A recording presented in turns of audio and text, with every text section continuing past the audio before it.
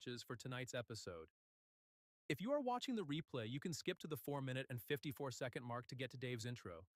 While you are waiting, watching live, take a look at the news and articles about pro wrestling and MMA from The Authority, the Ringside Report Network.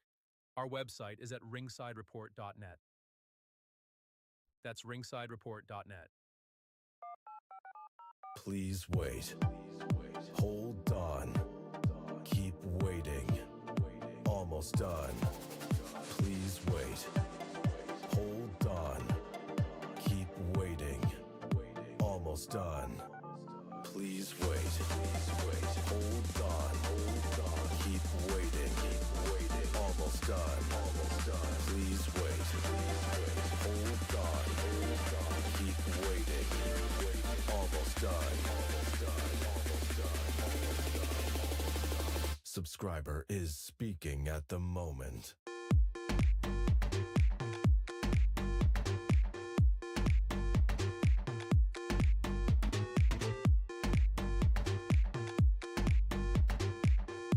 Subscriber is speaking at the moment.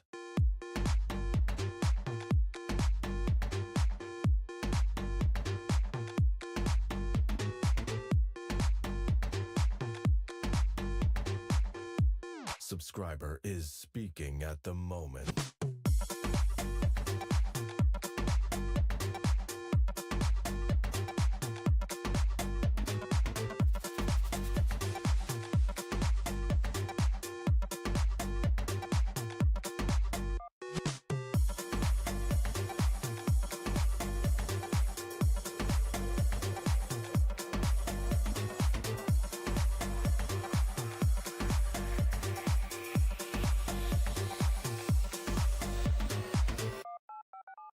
Please wait.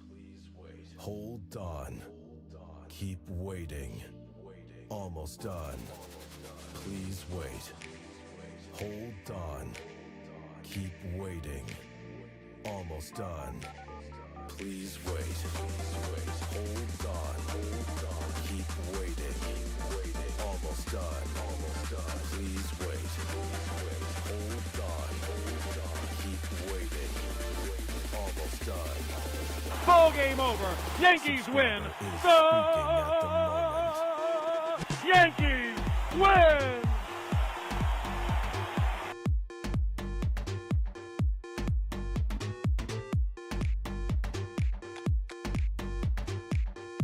Subscriber is speaking at the moment.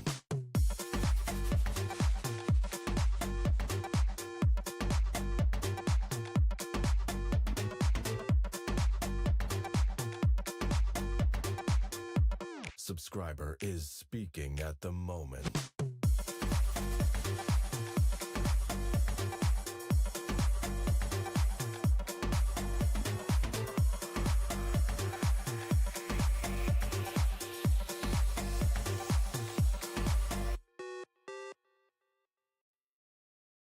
Welcome to today's broadcast from the Ringside Report Network. We are a viewer and listener-supported creative team. We would really appreciate it if you became a recurring supporter at membership.ringsidereport.net. While you are waiting, watching live, take a look at the news and articles about pro wrestling and MMA, and while there, check out our exclusive merch, including great jiu-jitsu gear from the Ringside Report Network. Our website is at ringsidereport.net. It's ringsidereport.net.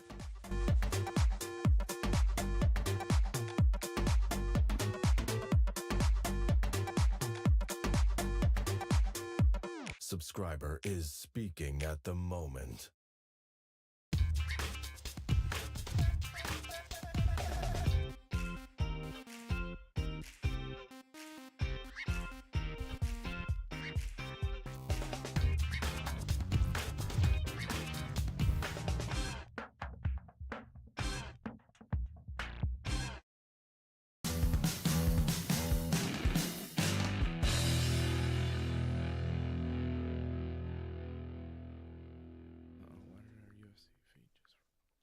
Oh, hey, it's the UFC 314 watch-along. We are here watching UFC 314. Let's do that. Let's do that, man. How about that? Let's do it. Okay, then. Just do it. Can I do it? Start.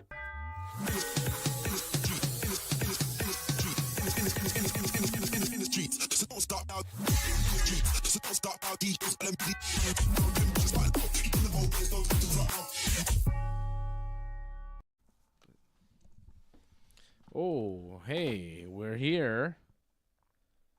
Sort of. We're here. No, we're here. Look, AJ's here. What's up? Let me We're see the here. We're profile. live. It's UFC 314. It's a watch along. We're live, pal. Sort of. What do you mean, sort of? You sure we're live? What's that? Yeah, we're live. Look. See? Look at that. See, that's us. Look at that handsome guy. We're live. We're here. It's UFC 314. Paddy the Baddy taking on Michael Chandler tonight. It's a co-main event. It's a 5-round co-main event. So far, it's been a good prelim. Some crazy fights. Chase Hooper, man. Chase- Facebook kid, man. Yeah, he dominated Jim Man. Miller. And that's not a joke. You're talking about, like, Jim Miller, like, BJJ black belt, like, the veteran of the sport, the guy who can, like, out-grapple anyone. And he got out-grappled tonight, Age is taking a toll on him. But Hooper was really good, man. He was doing all kinds of things. At one point, I thought he was going to get a twister. I mean, he was doing some pretty funky jiu-jitsu. Yeah, and he really controlled Jim Miller for the second and third round. The first round, I mean, was a little bit more back and forth. Miller had a little bit more, of a shot there. He had a couple guillotine attempts that were kind of working for him, but in the end, it wasn't able to work out for Jim Miller. The Facebook kid, he did it, and he's looking pretty toned. Did you notice? Yeah. How old is this guy again? 20-something? Chase Hooper was 25, Jim Miller 41. Eesh. So it was a big age gap there. It's like and dad and son I fighting. mean, it's going to happen. We're having a couple technical issues with our feed. I don't know what exactly is going on. It froze. The production team, get on the horn, man. Fix the feed. Feed me, baby. Yeah, we're trying to fix our feed so we can actually watch the pay-per-view. Thankfully, nothing's happened yet on the broadcast. No Thank God. fights have taken place yet at UFC 314. Ooh, wow. That's interesting. I love that. That look looks great. Maybe UFC's having a problem? Is it the rainbow flag? What is this? Could be. Somebody hacked into the UFC feed. I don't know. I think we're rebooting something and trying to fix it to make it work. So all to say is it's it's me and Dave tonight, man. Freddie is Yeah, we're live. Freddie's Freddie's a little busy. Freddie's in training camp, but we'll talk about that a little bit later on. We'll tell you why Fred is not here. We'll save that for later. He's sponsored by Viagra. That'll be fun. Oh, what? Huh? That's not a tease for the reason. I No? don't know Okay. why Is it? Could be. I don't think so. You never know, man. He's got to lose those calories. Dan Ige beating Sean Woodson in the main event of the prelims that we just saw. Ige was behind in the fight, I think 2-0. Pretty much, yeah. Comeback victory. He landed one heavy punch on Woodson that sent Woodson kind of buckling. And Ige just landed a flurry of shots. Woodson went for a desperation takedown there. And Ige just throwing hammer fists, and the referee jumping in. I thought it was a good decision. He wasn't Woodson, defending. Woodson was not happy with it. I thought it was the right move, but Woodson, he wasn't moving enough. I don't know if the ref gave him enough warning, though, telling him to, move or do something here. He jumped in. Woodson wasn't happy with it, but he also was taking a bunch of shots. Like, he looked hurt from the one punch, and then he took a bunch of shots, and then he went for that takedown. It went nowhere, and then he was just eating hammer fists. Bad move, man. It wasn't really intelligent defense. I don't have a huge problem with the stoppage. I thought, maybe you could give give him a little bit more time, but Well, I it don't know didn't about seem Dave. like he was going to do anything with that time. Like, what's he going to do? Just eat more hammer fists if the referee doesn't step in? Like, Well, the thing is that he was locked on his legs, and there was absolutely no defense. I mean, there was no movement of the hands. There was no movement of the legs. He was just, like, holding on for life and taking those shots. I think a couple of those shots by Ige hit the back of the head, the first 2 shots, in fact, and then the rest were all legal. But it was enough for me to say, man, you got to step in because he's done. I think it was a smart move by the ref, the right decision, and I think, Ige won it in the end. Like, you got to finish all, 3 rounds. And we saw some crazy fights, man. I saw Elkins in the early rounds, man, and that scared me the most. Like, tonight's, prelim fights were a little bit, where the ref waited a little bit too long with the Elkins fight, where I thought, honestly, I'm like, please don't let this guy die in the ring, because he was on the Titanic, man. He was going left to right. He was off balance. There was nothing happening. He was just, he was in defensive mode. And, yeah, I mean, there was a point where the ref, stopped it, but he waited too long, in my opinion. The guy didn't look well, man. I was really afraid for his health and safety. you're talking about the Darren Elkins fight there? Yep. Yeah, Elkins was getting beat up pretty bad by Julian Erosa. That one did get finished. And it took too long, in my opinion. It did get finished in the first round, but yeah, he took a big up kick, and he looked hurt for a while. Well, it was also I'm telling you, he was going he was tilting left to right. He was off balance. I was worried, man. I'm like, oh, I hope this guy didn't get a stroke or something, because, I've seen a lot of brutal fights, and, you come back from some heavy shots, and then you shake it off after 30 seconds or what. But throughout that round, man, he looked like his feet were off completely. I was afraid for him, man. I really was. Yeah, he got hurt pretty bad. We're seeing Amanda Nunes being shown in the crowd, Kamaru Usman, Israel Adesanya as well, and there's Dana White sitting with Donald Trump and Elon Musk cage side. Donald Trump, the president of America, sitting there in Miami, Florida. Miami? Ready to watch UFC 314. That's what the president and Elon are doing on a Saturday night, hanging with Dana. I saw Amanda Nunes, though. More importantly, Amanda Nunes. Exactly. She is talking about coming back. Well, she was nodding yes. And there was a very fiery press conference between Kayla Harrison and Juliana Pena. They're getting ready to fight. I think it's UFC 316. And I could see Nunes fighting the winner of that. Whoever wins, I think a trilogy fight with Juliana Pena makes a lot of sense, and then a fight against Kayla Harrison would be box office as well. So I think either way, there's a big fight and a big payday there for Amanda Nunes. I think the UFC is down to welcome her back and have her fight whoever. So I think that's really interesting that Amanda is talking about coming out of retirement. Yeah, they need another big name star, especially in the female division. Harrison is there, but imagine that's a box office hit right there. Mm-hmm. You put those two together, it's incredible. Not to take away from Pena, but it's not like she'll draw a big crowd, right? Even on a fight night. Let's be honest, Dave. But let's see Kayla Harrison's drawing power. I don't know. Well, hopefully there's some there. But that's cool to see Amanda possibly coming back, because that division definitely needs some star power, and she's the greatest of all time. So she needed a bit of time off. She looked she looked confident in the fact that she was nodding, saying, "I'm back." Good shape as well. She looked, I mean, as good as she. I've been hearing a lot of crazy stuff. I've been hearing jacked. Ronda Rousey looking to come back. I don't know if I've seen her in training videos looking she looks good. Jacked. She's looking good, and she's looking jacked. Makes you wonder. Exactly. There's no reason for a professional athlete to be training at that level if you're not preparing for a fight. I mean, you could be a casual, athletic gym rat, but you're not going to go to that extent to get into, the octagon mode or whatnot, and MMA, and start, sparring, at a high level. And Ronda Rousey's been doing that. I saw some of her training things, and I'm like, shit, man, this girl is preparing for a fight. And it's definitely not the WWE. I think it would be amazing if she would get back into the WWE, but you're not training at that level for, professional wrestling. You're training at that level, not for jiu-jitsu, not for Muay Thai, but for MMA. So, that, you know what? Maybe Dana knows, like you were saying a couple weeks ago.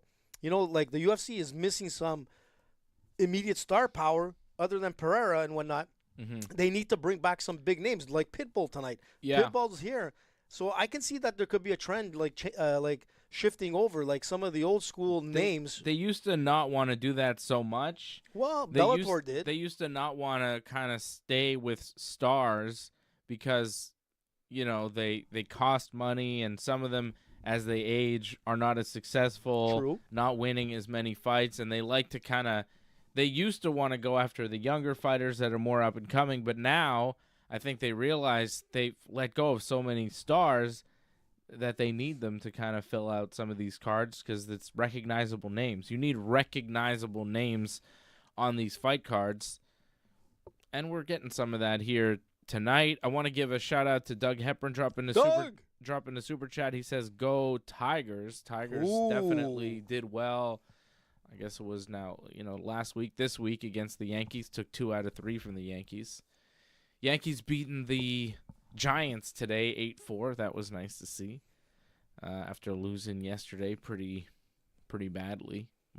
Marcus Stroman giving up 5 runs in the first inning and then going on the injured list with a hurt knee. So that's not good, but they come back and they win today, so that's good. And the Yankees currently first place in the AL East, and I know that Antoinette, our friend out in Toronto, not too happy about that, but her Blue Jays sit only a half game back, so Antoinette's in the house. Antoinette! It's still early, and it's still very, very close. She's in Montreal next week. I'm not only watching the UFC, I'm not only watching Nikita Krylov walk into the octagon right now with Dominick Reyes, I'm also watching the Chicago Cubs play the LA Dodgers right now in LA at Dodger Stadium. Cubs up 1-0 in the 5th. Cubs are doing well this year. Dodgers are too, obviously. The Dodgers, yeah, excellent. But it's early in the season. It's still early, but I'm excited about it. Things can always change. I mean, the Expos were always notorious for starting off so well and then fizzle. Fizzle my schnizzle. You are not wrong. Nikita Krylov, 30-9, 6'3", weighing 221 going into this fight, 77.5-inch reach. Reyes, a bit of a reach advantage with 77 inches, 222 pounds, 6'4", 14-4 record as a professional. Dominick Reyes coming in plus 150, the underdog. Nikita Krylov minus 180, the favorite. Ooh. I agree with those odds. I'm going with Nikita Krylov. He used to be the Al Capone, Nikita Krylov. I think he dropped the Al Capone nickname. What is he now? What's his? I don't know if he has a nickname anymore. I think he's just Nikita Krylov. Nikita. The Miner, maybe? Sounds familiar. Pretty sure he used to be the Al Capone. Is he from Chicago? When he fought at heavyweight. No, he's from Ukraine, I believe. He is. I think he represents Russia, maybe born in Ukraine, but lives in Russia.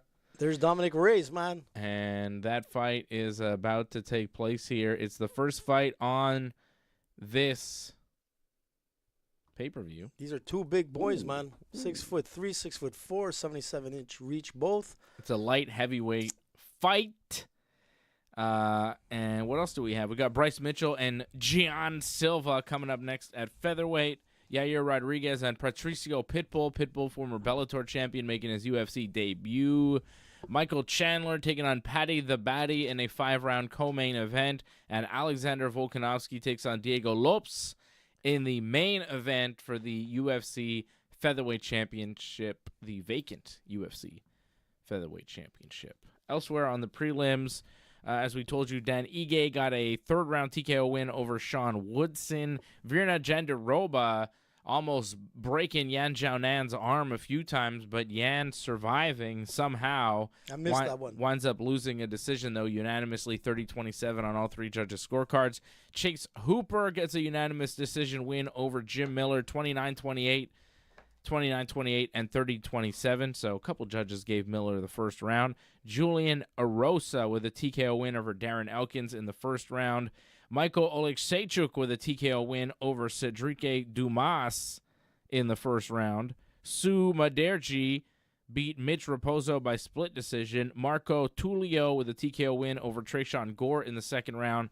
And Nora Cornol opened the night with a submission win, rear naked choke in the second round over Haley Cowan. And that was UFC 314 up until now. The pay-per-view, Nikita Krylov versus Dominick Reyes, the man that AJ is still adamantly telling us beat John Jones. And a lot of people want to bang that drum.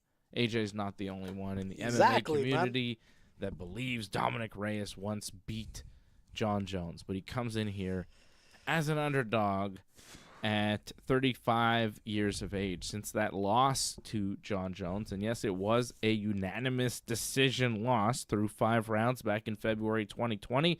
Dominick Reyes lost again to Jan Blachowicz with a TKO, then got knocked out by Jiří Procházka and knocked out by Ryan Spann.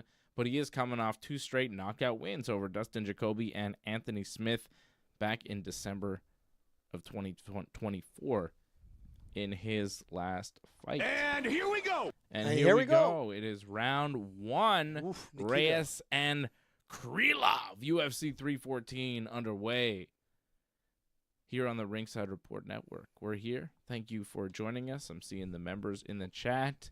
Thanks for supporting over at join.ringsidereport.net. Doug Hepburn, Antoinette, Angelo Contagonis. Angelo, where have you been? Did the Habs win tonight, Angelo? Did they beat the Leafs? Ooh, Antoinette's I know on. they were playing. Do you know if they won? I don't know, man. I was watching like the prelims. Yeah, me too. I mean, I never watch hockey, but I know that they were playing the Leafs. I saw it on the guide as I was switching to the prelims. It's a big game, man. Oof, he had a couple of good shots, man, Dominick Reyes. And that's the thing with Dominick Reyes. He went like from glory to like basically now like a highlight reel, you know, and it's a shame, like with so much potential and everything, and it's just been a downward slide. He's looking good. He looks in good shape, but Nikita is definitely like, you know, out punching him right now in this first round. I think I put Krylov on my you did parlay, right? Yeah, so did I. Oh, we both did. Yes, sir. Oh, interesting. So we need this fight to come through for us, right? Did Fred also put him on this parlay? I'm not sure. No, he did not. He went with Lopes, Yair, and Paddy. I went with Nikita, Lopes, and Yair. Man, Yair and Lopes, man, at the conference was like wild. Wait, no. I went with Lopes, Yair, and Paddy, I think? Wait. Which one was mine? I don't know. I don't know, AJ. I'm lost here. Hold on. I sent it to Fred. You didn't make a graphic. What was mine? Lopes, Yair, and Paddy. Lopes, Yair, and Paddy sounds right to me.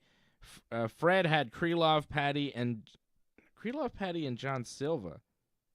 Yeah, that's right. Johnny. And you had Pitbull, Nikita, Lopes, and Paddy. Exactly. Oh! Krylov goes down. What Reyes the hell, knocks man? him out. Big punch. Wow. 1-punch knockout for Dominick Reyes. That's the end of our parlay, man. Wow. Right there, man. It ended in... Well, hold on. Yours and Fred's. I didn't have Krylov on my parlay. You sure? Yeah. Damn it. Well, that's a big surprise, man. He was doing so well, Nikita, and then he just walked into a left. I had Lopes, Yair, and Paddy. Damn, Nikita. Yeah. Nikita. Wow. Krylov goes down. You did me in, Nikita. You did me in. There goes my 3-week win streak, man. Oh, look at that, man. Dominick Reyes with the golf shot. There's little X putting up his arms. This is great, man. I can't believe this, bro. Dominick Reyes is back. Big win for Dominick Reyes. Yeah, just after back. I was giving that whole spiel about him being like at the top of the game and being a highlight reel. I thought this was the end of the Dominick Reyes comeback story. Well, it looked like it. Oh, big left hand. It kind of reminds me of Conor, man. Big left hand. With Aldo. Walking backwards, too. Well, that's exactly how Conor, Krylov kind of... Look, he lunged in. He lunged into the punch, and Reyes perfectly timed straight left hand knocked him unconscious. That's ridiculous. A couple hammer fists Look at that. for good measure before the ref could step in. But he was what out a bad mistake with by that Nikita. one punch perfectly placed on the chin. But that was beautiful. Look at this. Look how he lunges in. Bam! What the hell, man? What a shot from Reyes. Huge win for him. It's 3 in a row now. It's another knockout win for Doug. Dominick Reyes. This shouldn't have happened. Nikita was, like, winning this. He was, like, outpointing him. And then he went with this weird jump. I mean, maybe he got overconfident thinking that he was controlling that round. Obviously, he was. But you don't lunge in with that and drop your head and drop your hands. I mean, that was, like, easy breezy, man. That was like the Conor knockout. Exactly. Step back. Counter. Boom. Well, I guess Dominick Reyes is back in the picture again. That was a big win on a big pay-per-view. That's big for Dominick Reyes. That puts him back in contention. That puts him back in the picture. You know what? Nikita's biggest mistake was, like, I guess the exchange at that point, he was already outpointing him by strikes. He should have, like, controlled him up against the octagon and went for, like, the grappling. And that's how he would have beaten Dominick Reyes. Bad move, man. Bad decision, and he got knocked out. I mean, he did almost beat, like, John. Well, technically he did. But.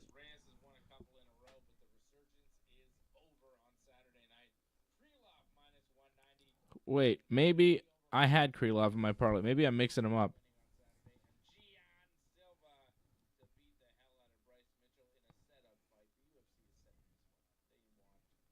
Yeah. So I think I'm wrong here about who had what parlay. I think Fred didn't have Krylov in his parlay, but so I did. He's living. Yeah, I think he's my still alive. parlay. I think my parlay was dead here. I think that's what happened. That sucks, man. So I told you before that my parlay was.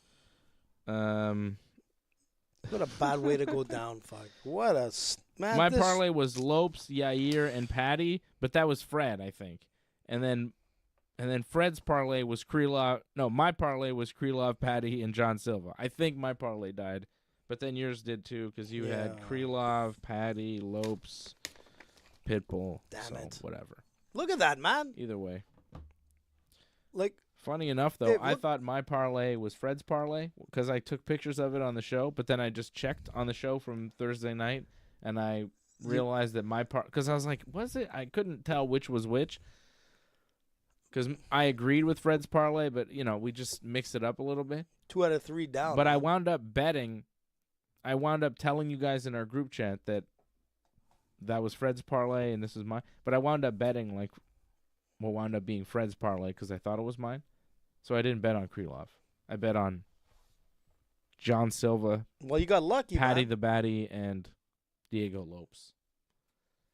You got Lopes or Volkanovski? Lopes, right? I got Lopes, man. I think we all took Lopes. Yeah, we all did. Massive win there for Dominick Reyes. The Reyes, man. I mean, at 36, that really does a lot for him. Look, he won against Dustin Jacoby. He beat Anthony Smith. And here he is, man. Like, I didn't think that it was going to end up like this. But. Wow. I was totally wrong. There's Henry Cejudo. Where does this land Dominick Reyes now in the overall rankings of light heavyweights? I mean, you're looking at an interesting division. Obviously, you have Pereira and Magomed going to do the next fight. There's Dominick Reyes and his team getting a picture with Donald Trump. There's a lot of the people. There's a Marco Rubio is there. There's a lot of the government Tulsi Gabbard, officials here. Dana White. Little X. There's so many of these like government officials at this UFC pay-per-view. It's Miami, man. Yeah, they don't have other things to do. Well. They're not otherwise busy. You know? On a Saturday night, dude. You want to chill, man. Grab some wine, chill, watch the UFC like us. Yeah, I Minus guess. wine, we got like Coca-Cola. But this is and Adidas gear, man. This is kind of a job a little bit for us. They have another job. They have other jobs that are, On a Saturday night, screw it, man. Screw it. Screw running the country. Let's go watch the fights with Dana and Elon and his son. I can't believe Nikita Let's take the whole government for a field trip to the UFC in Miami. Well, whatever. It's cool. They can hang out if they want to. Krylov was ranked 8th in the UFC's light heavyweight division. Reyes ranked 11th. This puts Reyes back in the top 10. Yep. At least 8th, you would think. Yeah. This jumps him. This puts him in the conversation. Man, I just can't get over that lunging. Like, what was Nikita thinking, man? His next fight has to be real tough. His next fight could be against Jan Blachowicz, because Jan is ranked right now 5th, and Jan's coming off a loss, and Reyes lost to Jan right after he lost to John Jones. So it could be the it could return. be like a bit of a revenge, and that fight kind of makes sense still. Yeah. Because if Reyes is lower ranked than Jan, the fight still kind of. That would be a good fight again to see. I think that's the fight that they should make. Dominick Reyes and Jan Blachowicz. And that's a good fight for Reyes, because he could totally win that fight at this point, because Jan didn't look great in his last one. He came back after a year or so, and he looked kind of shaky. He lost.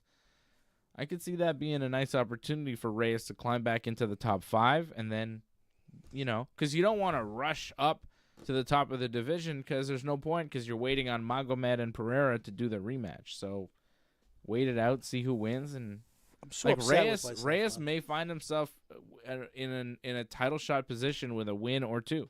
Yep. And you know what? I never go against Dominick win. Reyes. You know how much I rant about Dominick Reyes. This is the first time I went against him. I didn't think he was going to do it. Wow. But he did, and good for him. He comes in as the underdog. So there's some good money to be made tonight, starting off with Dominick Reyes. Big Dom. And then Jean Silva was... Dirty Dom. Jean was by Freddie. Was it? Or was it you? Huh? I think you took Jean Silva, no? I took Jean Silva. Well, Gian Silva. I think Freddie took Gian Silva. I don't know. Stop asking me. The Geek Squad, man. I'm getting too confused with these parlays. Well, I just know that I'm out. You're out. Freddie had Lopes, Yair, and Paddy. I'm surprised he didn't go with Bryce Mitchell. Man. I had Gian Silva. Gian Silva. Damn. To beat Bryce the Mitchell. What's up, DJ Bourne? DJ! DJ Bourne saying, hey, in the chat, checking us out on YouTube. You can watch us on YouTube, on Twitch, on Kick, on Rumble. I listen to DJ's music every once in a while. He has these jams. I see it on Instagram and whatnot. Talented, man. Yeah. We have a talented audience, We man. do, man. DJ, spin those records. What is this?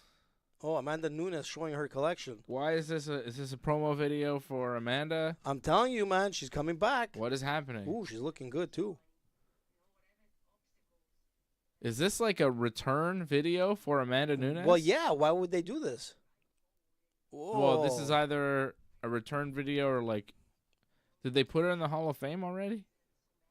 This could be like Hall of Fame type of thing. They do that too. True, good point. But I think this is the hype. I think it's Hall of Fame. Au revoir, no, this is Hall of Fame. This is not a return video. Look, they're showing Amanda like they're surprising her. They're showing a video of Amanda highlights and some Amanda. It's like an Amanda Nunes video package that they're showing us with a little screen showing Amanda Nunes' reaction to it, because Amanda didn't know she was going to see this. This is a surprise for Amanda because they're entering her into This the is Hall Dana of Fame. trying to set her up. Listen, man, please come back. Well, let's see. Maybe we could read her lips. I'm back.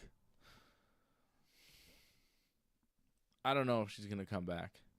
But I think, she seemed like she was interested. So. Well, she was nodding and everything. Yeah, seems like the move. This might pump her up to come back. How many kids does she have? 2 now? I think so.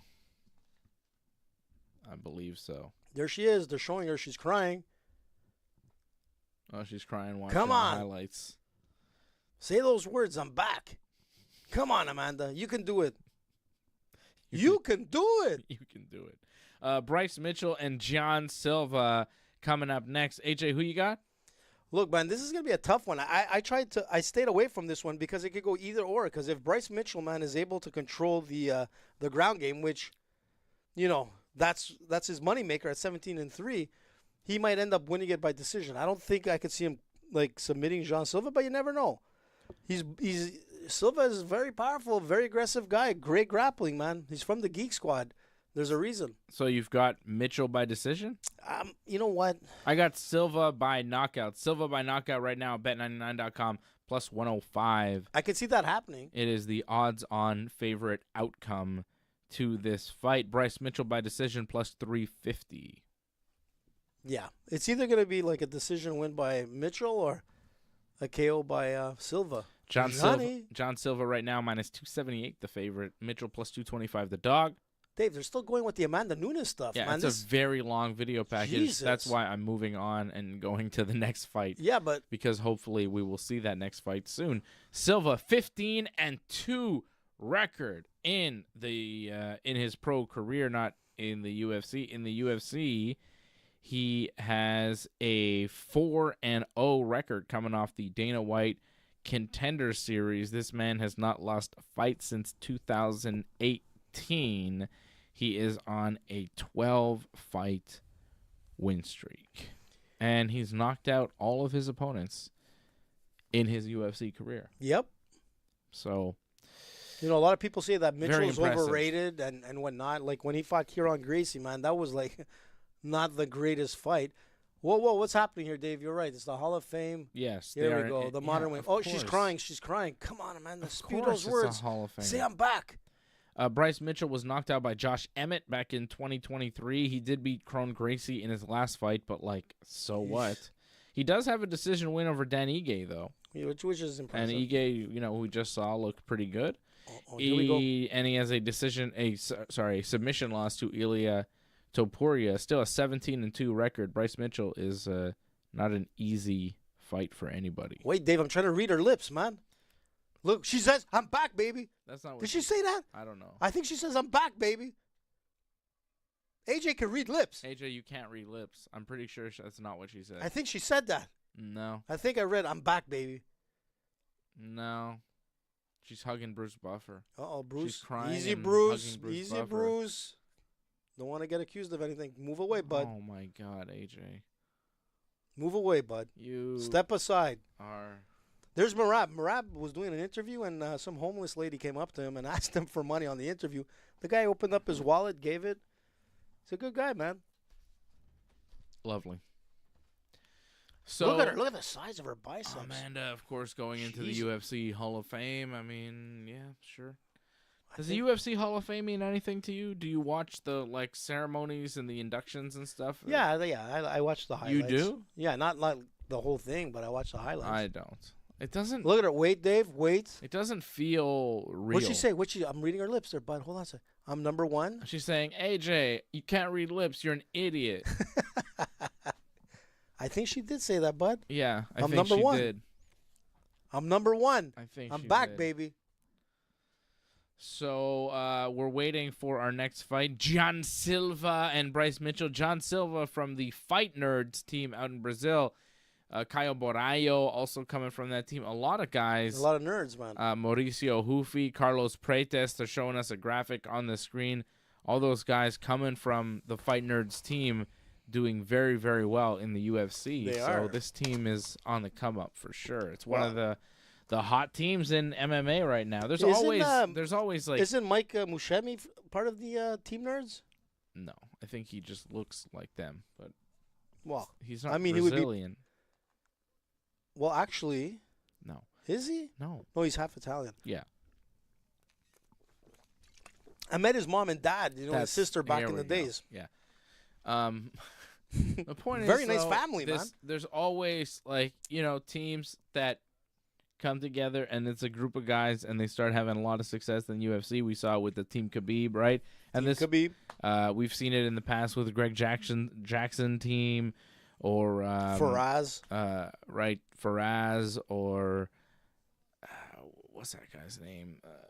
Gaethje's coach. You know who I'm talking about? Trevor Whitman. Yeah. There's always teams, American Top Team. There's always teams where all of a sudden they catch fire and 3 or 4 of their guys are just winning everything in the UFC. And it seems like this Fight Nerds, kind of this new team that we're seeing in the UFC. It's always like, and they're doing very, very well for themselves. It's like, and John Silva is part of that. It's like Brazilian top team back in the days of Pride and the UFC. Like everybody's had their times and the Gracies themselves. I would compare Fight Nerds a little bit more to Shoot the Box. To Vanderlei Silva. Vanderlei Silva, Anderson Silva, when they were part of Shoot the Box and they were having a lot of success. Yep. Fight Nerds is kind of like that. Yeah. Brazilian team, a bunch of guys knocking people out, Well, there was the Black Zillions at one point, too. Yeah. I mean, there's been a ton of teams throughout the years. Look, everybody has their time, right? Everybody. Johnny North in the chat saying, did someone die? Why all the black? AJ came through with like a black Adidas jacket, so I decided to wear a black. Did someone die? I decided to wear a black Adidas jacket too, so I could match AJ. I just wanted to be cool like AJ. The Adidas stuff, Johnny. We're trying to get some sponsorship from Adidas. Yeah, AJ's hoping it'll work out. Adidas. All day I dream about sex. That's what Adidas stands for, Dave, just so you know. No, it doesn't. Sure it does. Not officially. I'm sure the CEO does. But, here he comes. Here he comes. Pardon the pun. Here comes John Silva. Why is that a pun? Every time I say John Silva, I think of John Cena. He doesn't look like John Cena at all, but... He does not look like John Cena. But I'm sure his grappling might be a little bit better. Man, if he looked like John Cena, he'd be a way bigger star in the UFC. He's got a nice head of hair now. He's looking good, man. What are you talking about, Dave? He's got a nice head of hair. Yeah, did he get plants or something? He's got like this weird comb over thing going. He looks odd. Maybe he went to Turkey and got some hair implants. Maybe he did. I don't know. He looks. I mean, me and Fred. I would go to Turkey if that was the case. Yeah. You wanna sponsor it, Dave? Ringside Report bonus. Let's get AJ some hair. Fabio hair, man. I would grow it down to my freaking. I would do the Johnny North hairstyle. Really? Sure. So you're saying I should do that? I think. Did you have long hair at one point? I've had long hair before, but I prefer it like this. I prefer it short. I mean, I'm not. Well, in grappling, you need it short. I'm not bald. I'm not balding at all. No, man. Look at that crop you have. Yeah, it's perfect. You're like a porcupine. Yeah. Look at that, man. There's not like one spot where there's like skin. Nope. Look at this guy. Yeah. Jesus. This up here is just like I've noticed it, but now this is just white hair. It's a little patch of white, but it's just like hairline. But yeah. A little shoe polish and it's done. Yeah, it's yeah, I'm lucky. And your brother too. He has a good flock of hair. Yeah, no. But your dad. Yeah. Well, apparently it comes from the mother's father, and he had hair. He had a lot of hair until he died. You're lucky, bud. Didn't go bald, so I got lucky. That guy didn't give me much, but he gave me some decent genes. Dude. I'll take it. Yeah, I would take it too. I mean, I would have taken a call on a birthday every now and again. That would have been nice. Or a flock of hair. You know what? I'll take the flock of hair, actually. Call, yeah, I'll take the hair over the birthday call. I think you're right. Man. Long term, he's dead now, so who cares, right? Whoa. Well, I guess why we're wearing black. I'm saying I still have the hair, and I'm not getting no birthday calls. I mean you could. I'm saying he'd be dead. I'm saying, you know what I mean? On those paranormal series, man, we could start doing that kind of show, man. That's not happening. Me and Johnny, could do that. Johnny, want to do another show on the side of Ringside, like we tried once in the past? Johnny in the Dark, or AJ in the Dark. What was it called? What are you talking about? Remember when we did our outdoor show with the homeless guy? Yeah, and I saw when you and Johnny tried to do a show together without me, and it didn't. No, the technology wasn't great, but didn't quite work. The concept, it was working. The homeless guy loved it. You need me. We do, bud. You need me. You are the brains behind the show. Oh, something going wrong here? What's happening now? I don't know. YouTube's not responding for some reason. I think it's YouTube. Did we say something we shouldn't have? No, we're good. Just my YouTube stream is glitching out. But we're still streaming. We're all fine. I thought we were completely down. Here comes Bryce Mitchell with an American flag.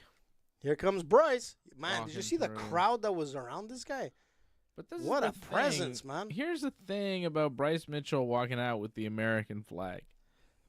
What the hell does he have? He's going to walk out with the American flag, He's going to embrace the President of the United States, and he'll probably be embraced by the President of the United States. But Bryce Mitchell is a man who was, like, defending Hitler, you know? And saying positive things about Hitler. So it just becomes an uncomfortable situation when all this is going on. It's a bit weird, man. You know, it's like, whoa, okay. Like, and who is that guy, man? Who is that? Like, you would think Hulk Hogan's brother? Trump, as the president of America, would maybe want to distance himself from Bryce Mitchell, and maybe he will. We'll see if he wins or loses. Like, if Mitchell wins and then goes up to Trump afterwards, you're like, for sure it's gonna happen. You know it. I mean, what are you gonna do? Well, I'm It's not. hard, bro. I'm not gonna do anything. It's just like, yo, Bryce Mitchell doesn't seem like a great guy. He seems misguided at the very least.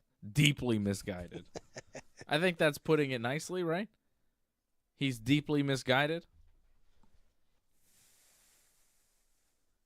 I think putting it truthfully is he's a piece of shit. Jeez, Dave. Wow, come on. He's a piece of trash, this guy. I hope he gets knocked unconscious by John Silva, but we'll see. Bryce Mitchell's got good... Oh, look at this, man. Whoa. They were walking at each other before the fight even started, and they had to get refs and security guys to step in. Look at that, Bryce Mitchell pointing at the president, giving him a thumbs up, and Donald Trump. He didn't move there. Trump didn't really give him the acknowledgement back. He's kind of like, eh. Maybe I better stay away from this. Dana's like, this is the Hitler guy. Maybe don't say hi. Just like smile. Yeah.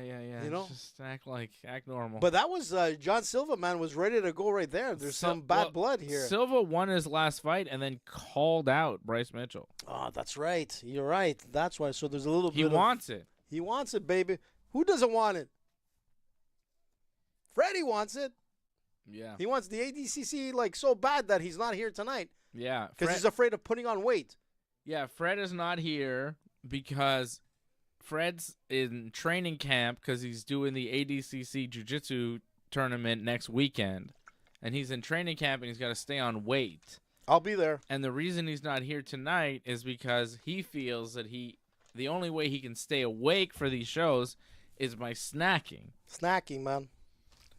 And so Fred, in order to stay on weight, is not doing the show with us tonight because the only way he could do the show would be to snack, and that would put him heavy, and that would ruin his weight cutting and his diet, and then he would be not making weight next week for his ADCC. Mazel tov. That's why Fred is not here. Right? Fred's not here because he can't stay awake without snacking.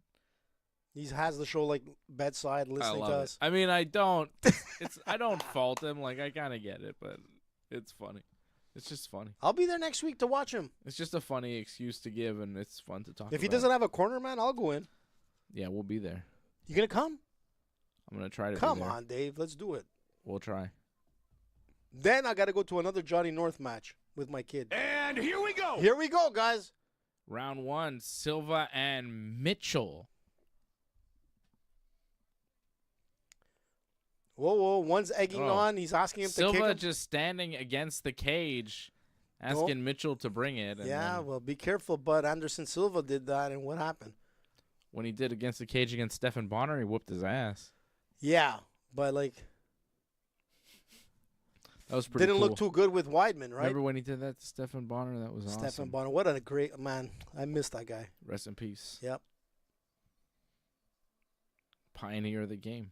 He was. If it wasn't for him and Forrest Griffin, the UFC wouldn't be where it is right now. True. If it wasn't for that fight on The Ultimate Fighter. Oh, wow. Silva going for a spin wheel kick to the head just over the top of Mitchell's head. It was beautiful execution. It was like high. It was close. It was like, man, that was close. That was a knockout right there. Mitchell throwing a little leg kick. Team nerds, man. Very dangerous. It's the revenge. Silva's got power. He's got dynamic striking. You can see those big thighs of his. He's only 5'7". He's got a height disadvantage here against Mitchell, but he's just so powerful. There's a lot in that 5'7" frame at 145 pounds. Well, he doesn't look that much bigger. Mitchell is a little bit taller. Yeah, it doesn't seem it, but. Oof, very upright stance, for John Silva. Yeah, well, that's it. Mitchell's crouched down a little bit, and Silva's standing upright. I think that's why you're not seeing the height difference as much. You're right, but, like, honestly. Ooh, Silva kind of, he feinted, and Mitchell bit pretty hard on that feint, kind of backing away. Mitchell seems a little uncomfortable with Silva and the footwork and the movement. Like the stand-up game here, Mitchell seems a little uncomfortable. He's throwing shots, but they're not really landing. And Silva seems like he's just stalking him. But he's got to throw because right now shot. Mitchell is throwing, and Silva, he threw a couple of combinations. I mean, Silva went for a big kick, like he's looking for a big shot. Yeah, he's looking for the knockout. Oh, that was a nice right hand by John Silva. Let's see if Mitchell goes for the takedown. Another leg kick there for Mitchell. He tried to go for that single. Silva having fun here. But he's got to land, man. He's got to land. Yeah. You know, you can't like ham it up too long, right? Like he's throwing those punches, but they're sailing Mitchell's by. getting out of the way. Oh, he got one bad. He caught a kick of Bryce Mitchell and then landed a nice right hand over the top. And that's the thing. Jean Silva has caught his leg, like, I think this is the third time. But he's got to be careful. Oh, Mitchell shooting in. Oh, he's going Silva for it. defending very well. Stuffs that takedown. Oh. And now on top of Bryce Mitchell. He lands pushed an him elbow away. to the body, pushes him away, and they go back to standing up. I mean, nice, I would have controlled defense. That a little bit longer. I mean, he had the back.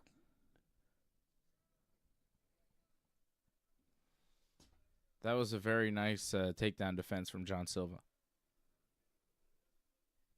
Big shot. Oof. Ooh, nice jab from Silva as Mitchell comes in. He points at him. He knows he got him.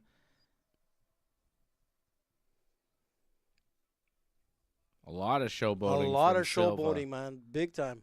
And he's pointing. He's pointing at the crowd and then going at Mitchell. Oh, spin nice. Kick to the head. That landed. That pushed Mitchell back.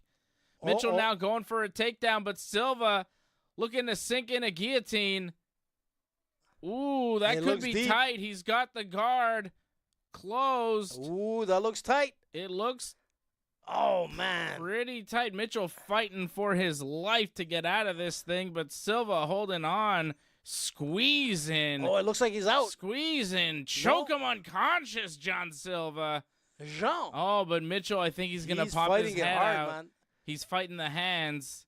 He's finding his pocket of air, and red. I think he's going to pop his head out. Yeah, because the squeeze was tough. Shit. And he does get his head out. That. Now in the guard of John Silva. Silva getting back to his feet. Not playing guard. Oh, looking for another guillotine. Looked like a ninja choke, man. Yeah.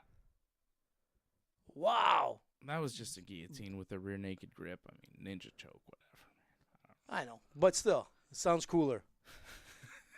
I guess. But, man, I got to give it to Mitchell that he was able to survive that. And it was deep, man. And you know what? That might have taken a little bit out of John Silva. The squeeze was a lot. It was a lot. But he now gets a minute to kind of rest his arm there and kind of. But that was for sure a John Silva round. I don't think there's any debate there. Mitchell lost that round. But damn, he can survive that. That's for sure. Let's take a look at it again. Boom.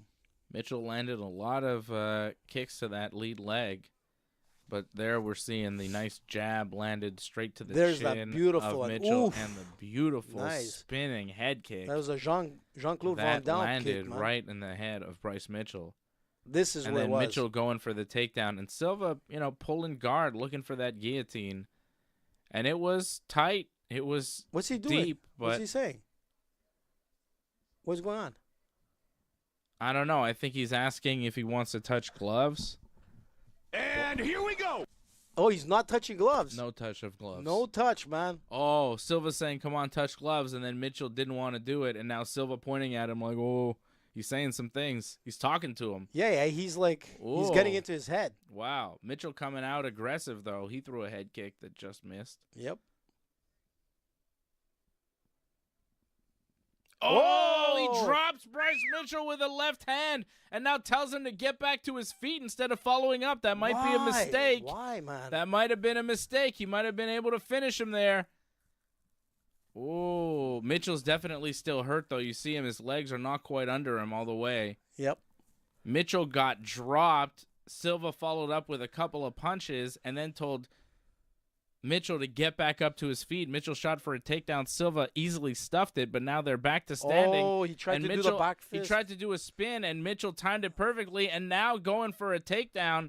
Silva, though, again trying to counter with that guillotine. Yep, he's got the arm there. But Mitchell may be able to take him down here. He's got the lock around his body. Yeah. This is a bad position for John Silva.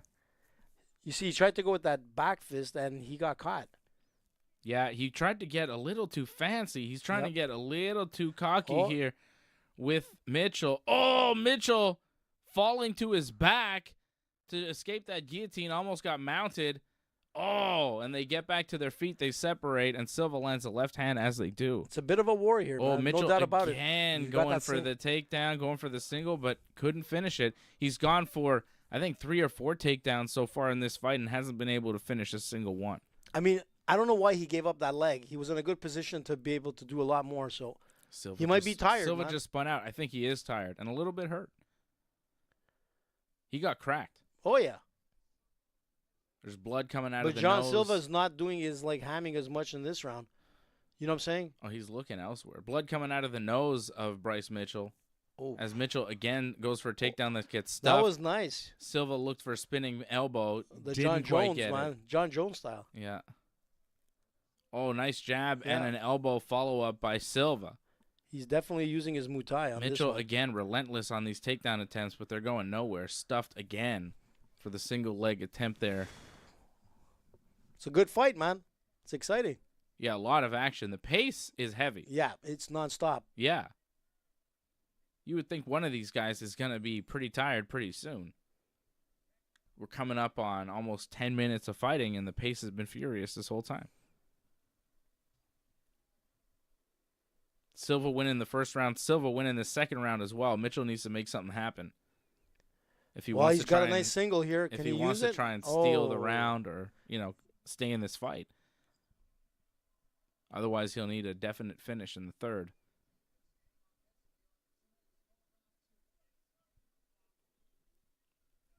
And look at Mitchell. He seems a little tired now, doesn't he? Yeah, there's no doubt about it. But they both seem a little tired, but they're still going at it, man. They're throwing those kicks. There's not much like behind them, but oof. Jumping kick to the body from Silva. I like the kicks from him. He's got a nice array of kicks and punches. Oh, nice duck under Nice from style. Yeah. And there's Mitchell again going for a single leg, pushing Oh. Silva up against the cage. Silva countering with that choke attempt. Oh, this He might looks have deep. it here. This is pretty deep. Oh, he taps him. He taps Bryce Mitchell, John Silva. And that, I think, was a ninja choke. Oh, it was a bad one. Oh, my God. Look at his eyes. I think he went out. I think he tapped and then went out. He Yeah. tapped him and choked him out. Yeah. He Because held the ref didn't jump in No. quite fast enough. Like, he tapped as he was going out. and Silva held that choke, man. and that now was John scary. Silva pointing at Donald Trump, and I think that's fine. Whatever. He's all showing- the fighters in the UFC want to celebrate with Donald Trump after they win, and he's the sitting president. It was a so. beautiful transition for that choke, man. Yeah. Beautiful. Whoa. What an impressive performance there from Silva. He was going for that choke a lot in this Yep, fight, and and he then got he it. finally locked it in. Mitchell bit on it, and Silva squeezed and turned his head into his chest and got the finish. There's Ari Emanuel. That's who he's pointing at there in the white shirt. That's Ari Emanuel, the guy who runs TKO Group, which owns the UFC and the WWE. He's the big boss. He's Dana's boss. He's the big cheese, man. Yeah, that's who Silva was talking to.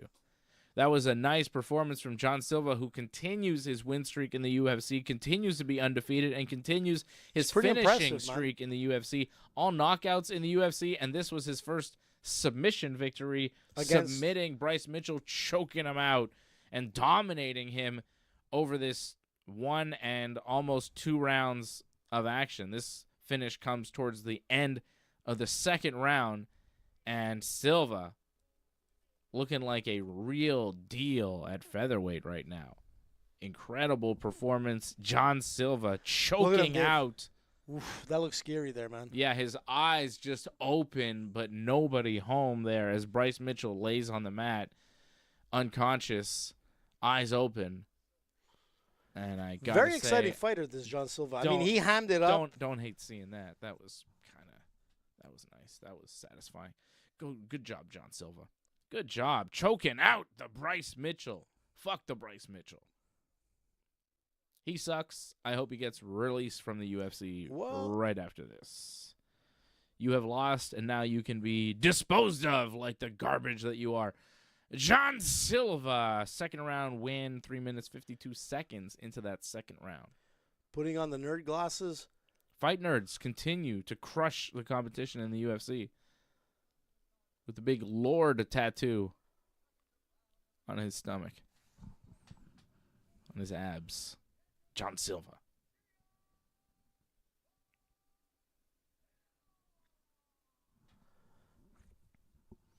Oh, look at that. There Rogan has the nerd glasses Joe Rogan on. has the nerd glasses. John Silva talking to Bruce Buffer, very excited.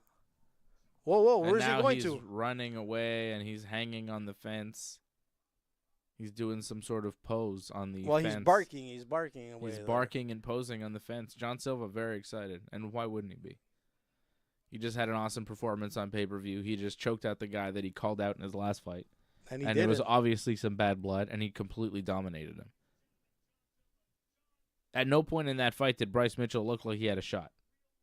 No. I mean, there was a few good moments where he got that single and double with the duck under and whatnot, but he actually... He went for like 10, 12 takedowns that were all stuffed. No. John Silva was very impressive. And that was the question going into this fight about Silva. Could he defend the takedown? Was he going to be taken down? Even Fred was talking about on the show how John Silva fought Charles Jourdain, and Charles was able to take him down that's true. A few times. And he wondered, what would happen if Bryce Mitchell got a hold of him, because Mitchell, you would think, maybe a better wrestler than Charles Jourdain, but maybe I'm thinking after this performance that Silva maybe didn't expect the wrestling as much from Jourdain, and that's why he got caught. But obviously he was training specifically for the wrestling defense here on Bryce Mitchell, and it worked. Yep.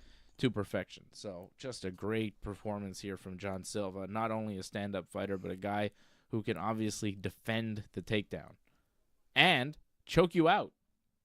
Pretty deep choke. Like, not just knockouts. This guy's got some chokes. You want to try and take him down? You better protect your neck, because he's got guillotines and ninja chokes for days. Yep. Very impressive stuff. And he's very, very creative with his stand-up. I mean, he was throwing, like, spinning elbows, back fists, spin kicks. He threw in, like, up elbows. I mean, the guy was doing a Muay Thai clinic, but it was very, very John Jones style. Like, he was very creative. Like, I was looking at him, and I'm like, he's got a mix between Anderson Silva and John Jones kind of, like, creativity in the ring, which is kind of impressive. But his ground game was phenomenal. I'm impressed, man. Very impressive stuff from John Silva. He just beat the number 13 ranked UFC featherweight, Bryce Mitchell, and you got to expect that Silva will find himself in the top 15 when they put out their new rankings on Monday. So, and a big mistake by Bryce Mitchell on the defense on that. Like, he spun into it to be choked out even harder. See, right here, he went, yeah, he turned to his back and got choked even worse. Nasty choke. He won't be speaking for a couple of days. Oh, look at that. He's barking over him. I didn't see that part. That's what you get, Bryce Mitchell. That's what you get. Good job, John Silva, with the win over Bryce Mitchell. Submission with a, what are we calling that choke? Ninja choke? Are you calling it the ninja choke? Because it wasn't quite a guillotine, because he finished it with Mitchell. It's like it's like a power guillotine, though. It kind of is. It's a ninja choke, man. Don't mess with ninjas. Dominick Reyes defeating Nikita Krylov earlier tonight, and we still have Yair Rodriguez and Patricio Pitbull coming up next. Michael Chandler and Paddy the Baddy in the co-main event, and then Alexander Volkanovski and Diego Lopes in the main event for the featherweight title. Efron. There's Zac Efron, actor. Seattle Seahawks wide receiver Jackson Smith-Jigba. Juliana Pena and Kayla Harrison. She's looking good. About to fight each other for the UFC featherweight big title. Harrison is, eh? She's huge, man. And who's this guy? Somebody for the Florida Gators national champions Division I basketball. Oh, the basketball guys. Yeah. Okay. I think the UFC feed might be glitching out. It's not our feed. I think it's the UFC. Miami, baby. Yeah. All right. So who's up next? They're offering to save $10 on UFC 315. That's the next one. They're in Montreal for the next one, AJ. Save some money, man. And, that's why the Fleur de Lis is there. I see it. Yeah, the next pay-per-view is going to be here in our hometown of Montreal. We're going to be there. Come and see us. What's happening? What's this? There we go. Wow. And you can still get like a lot of tickets for that UFC show. They haven't sold. Yeah, okay. They haven't sold a lot of tickets. Look at all the tickets that are available. Well, like Freddie said, like Look. How many? Oh, Dude. You're showing it. You want me to show? Let's show this. Look how many tickets you could still buy for UFC 315. They've sold nothing. All those in blue are tickets that have not sold. Those are all available tickets that you can buy. And you want to know why they haven't sold? Because those tickets there are... Can you see that? Can you see how much those are? How much? $1,300 a piece. These here, $1,000. These over here, hey, maybe further away, still $1,000 to sit here. The octagon's here. You're not on the floor. You're up in the reds of the Bell Center. How much are the reds? Say you want to sit. Well, all the upper decks, are mostly sold because they were maybe $400 to $600 a piece. It's a lot of money, man. Yeah. It's Quebec with the highest taxes in all of Canada, man. People Let's forget. see what There's no money here. Let's see what we can get over here. The pinks are resale. This is $494 up here in the 309 section, way at the top of the building. $500 to sit way, way, way up in the white section of the Bell Center. Okay, this is over here in the red, $728 a ticket. And guess what, man? There's plenty of them available. It's not good, man. You could sit in the third row if you want to. What is this? Third, fourth row? 1, 2, 3, 4, 5. Fifth row for $3,000 a piece, man. And guess what? They're all still available. Look at all those blue seats that you could buy right now. And let me tell you something, AJ. Those blue seats are empty, and they will remain empty. How are they going to do this on TV? How are they going to make this look right? They've sold nothing. They've sold nothing, and I'm not surprised, and this is what they deserve, and I kind of love that they've sold no tickets for this. Well, the problem is that the UFC fails to... I mean, the marketing team sucked on this because... Look how many... Look, I'm not impressed by your performance. Because they're going back to the George St. Pierre days when tickets were sold for like $10,000 at like, exactly where you were pointing. And it was like snatched up. Like it was a sellout in 2 minutes. That's the thing. People forget that, when George was the biggest name in sports, not just in mixed martial arts, literally in sports, I mean, you can fill up like the Bell Center. But there's no George anymore, and that's the biggest failure of the UFC. They think that Quebecers are just going to pick up anything. Man, they don't realize this is Quebec, and you don't have a big star here. They're not buying it, man. There's no George. Even if George is definitely going to be there. But you know what? Here in Quebec, taxes are so high. Like, cost of living is so low. People can't afford, man, even like $500 tickets to come and watch the locals, man. It's impossible. Big mistake. Let's be honest. We're huge. Like, Quebec loves MMA. But one thing with Quebec is they're not going to spend $500 to go watch a fight. They're going to take that money, go to the casual sport, drink plenty of pitchers, chicken wings, entertainment on the screen for like a couple of hundred, not 500. We will sell that place out for George St. Pierre from St. Isidore, Quebec. Yeah, 100. If George was fighting, it would be sold out. If George St. Pierre is the #1 best in the world, he's fighting for the world title, and he is from here, we will go and we will buy all the tickets. But if a guy from Australia is fighting a guy from Chicago in the main event, and they're not big stars in the UFC, we don't care. And if you don't believe me, check the ticket sales. I mean, it's crazy. It's crazy how few tickets they've sold for this thing, and I should be like less surprised than I am, but I'm a little surprised that no one is willing to do this. But like, it's so empty, man. Well, that's the problem, Dave. I'm not like shocked, but I'm a little surprised because it's like, wow. Because the UFC historically looks at the numbers that were brought in 10 years ago. It's a different game. There's no George St. Pierre and there's no George fighting. So whoever came up with like $3,000 tickets is lost in space, bud. You know, when we went to Ottawa, you remember years back? Yeah. We went to see the UFC in Ottawa. It was packed, but the tickets were reasonably priced, right? I mean, you can actually go with your buddies and you can watch some pretty good action. I mean, there was everybody there. Cowboy Cerrone was there. I mean, there were big names at the time, you know? But what I'm trying to say is, who's on this card, and at that level of pricing, look, if you're American, maybe with the American dollar it's now, not you can happening. come They're in. not coming. No. They're not coming to Canada. When do they start offering a 2-for-1 deal? It's going to happen soon. It's going to happen this week. You would think that they're going to start dropping prices for tickets because they need to sell some. Look, it kind of sucks because some people buy tickets because they think that they're going to be able to resell them, right, at a higher price. Good luck. That's not happening. All these tickets are going to be – you're going to have to start selling tickets under market value. Even the scalpers that bought a whole shitload of tickets, like, honestly, you know how it's going to fill up? People buying it, like, at reduced prices. Super reduced. We might be able to get some really, really good seats for dirt cheap, man. 100%, man. Let's stay on the lookout for that. That's right. Ringside Report, man. Looking for that budget ticket. It's going to happen. Maybe we will go to this thing. Like, if we can get some really cheap seats that are good and we can just stick it to the UFC, like, yeah, I'll go to that. But I'm not paying like I don't think I'd pay over like $100 to get into a UFC at this point. Like, come on. It depends on the card, right? Yeah, like, but not this one. No, but that's the thing. That's what I'm saying is right now, it's the UFC, man. And it's going to kill us because we probably won't get another UFC here for another 10 years. And it'll be at some lower level instead of the Bell Center. I don't care.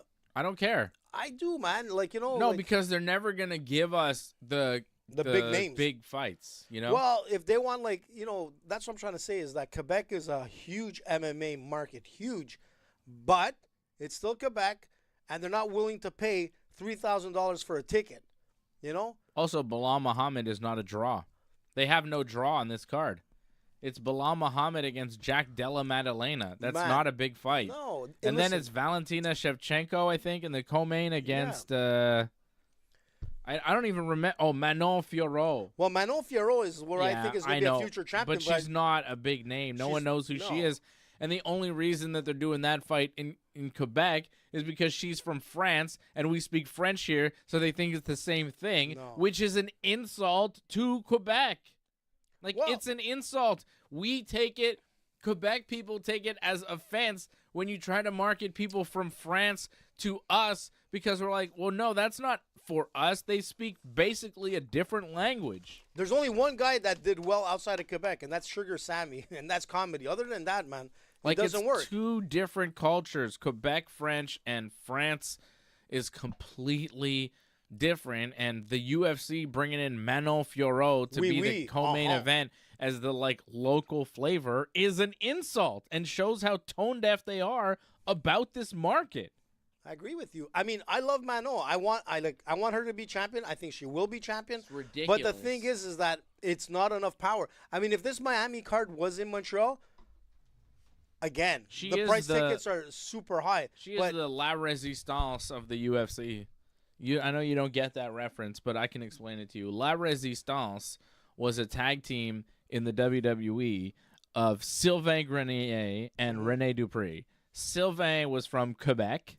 Rene was Acadian from New Brunswick. The WWE marketed them as guys from France. Okay? Well, at least the Rougeau brothers were like... I think they also marketed them as guys from Quebec, but I think They were Quebecers. it like transitioned at some point, maybe with Rob Conway, who was American, but then they were like, no, they're all from France. I mean, you could get away with that in pro wrestling and whatnot, but here again... Well, the UFC is trying to pull a fast one. It's because somebody on the marketing team there... I mean, they put somebody fucked named up. Manon on the card, and they thought, oh, Quebec people will like this. Well, they should have talked to Ringside Report. And We would've Quebec told people them are like, straight. who is she? And then if you dig a little deeper, you're like, oh, she's from France. So what? Who cares? Yeah. I mean, look, if you would have had Cyril Gane on the card or something like that, it could be a little bit more interesting. He did fight in Montreal before he was in the UFC. Listen, so man, we were there. There's a connection at There least. is. We were the first ones to call that he know. would be in the I UFC. know, AJ. But I'm just saying is that Cyril Gane would have been a little bit more interesting to be on this card. Because he is a fan favorite here in Quebec that is known. Manon Fiorot is not. I mean, we know her because of the MMA scene, and I knew that she would be a future champion at some point. But in Quebec, they know Cyril Gane because he's fought here. He's the TKO champion. Yep. There's a big following. And there's a lot of guys. You have Charles Jourdain. I understand why Charles is not there because obviously he's a new father and all that kind of stuff. Oh, but is that the case? Yeah. He's not actually fighting at UFC 315? No, he's not. Because he's they do have Jose Aldo versus Eamon Zahabi. Eamon is from here. So Eamon is a big name. That's but a big fight on the pay-per-view. The pay-per-view is slim, by the way. Only 4 fights on this thing. Aldo, Eamon, Alexa Grasso versus Natalia Silva, which, like, what the hell is that? Manon Fiorot versus Shevchenko, and then Bilal and Jack Della. And that's the paper. It's 4 fights.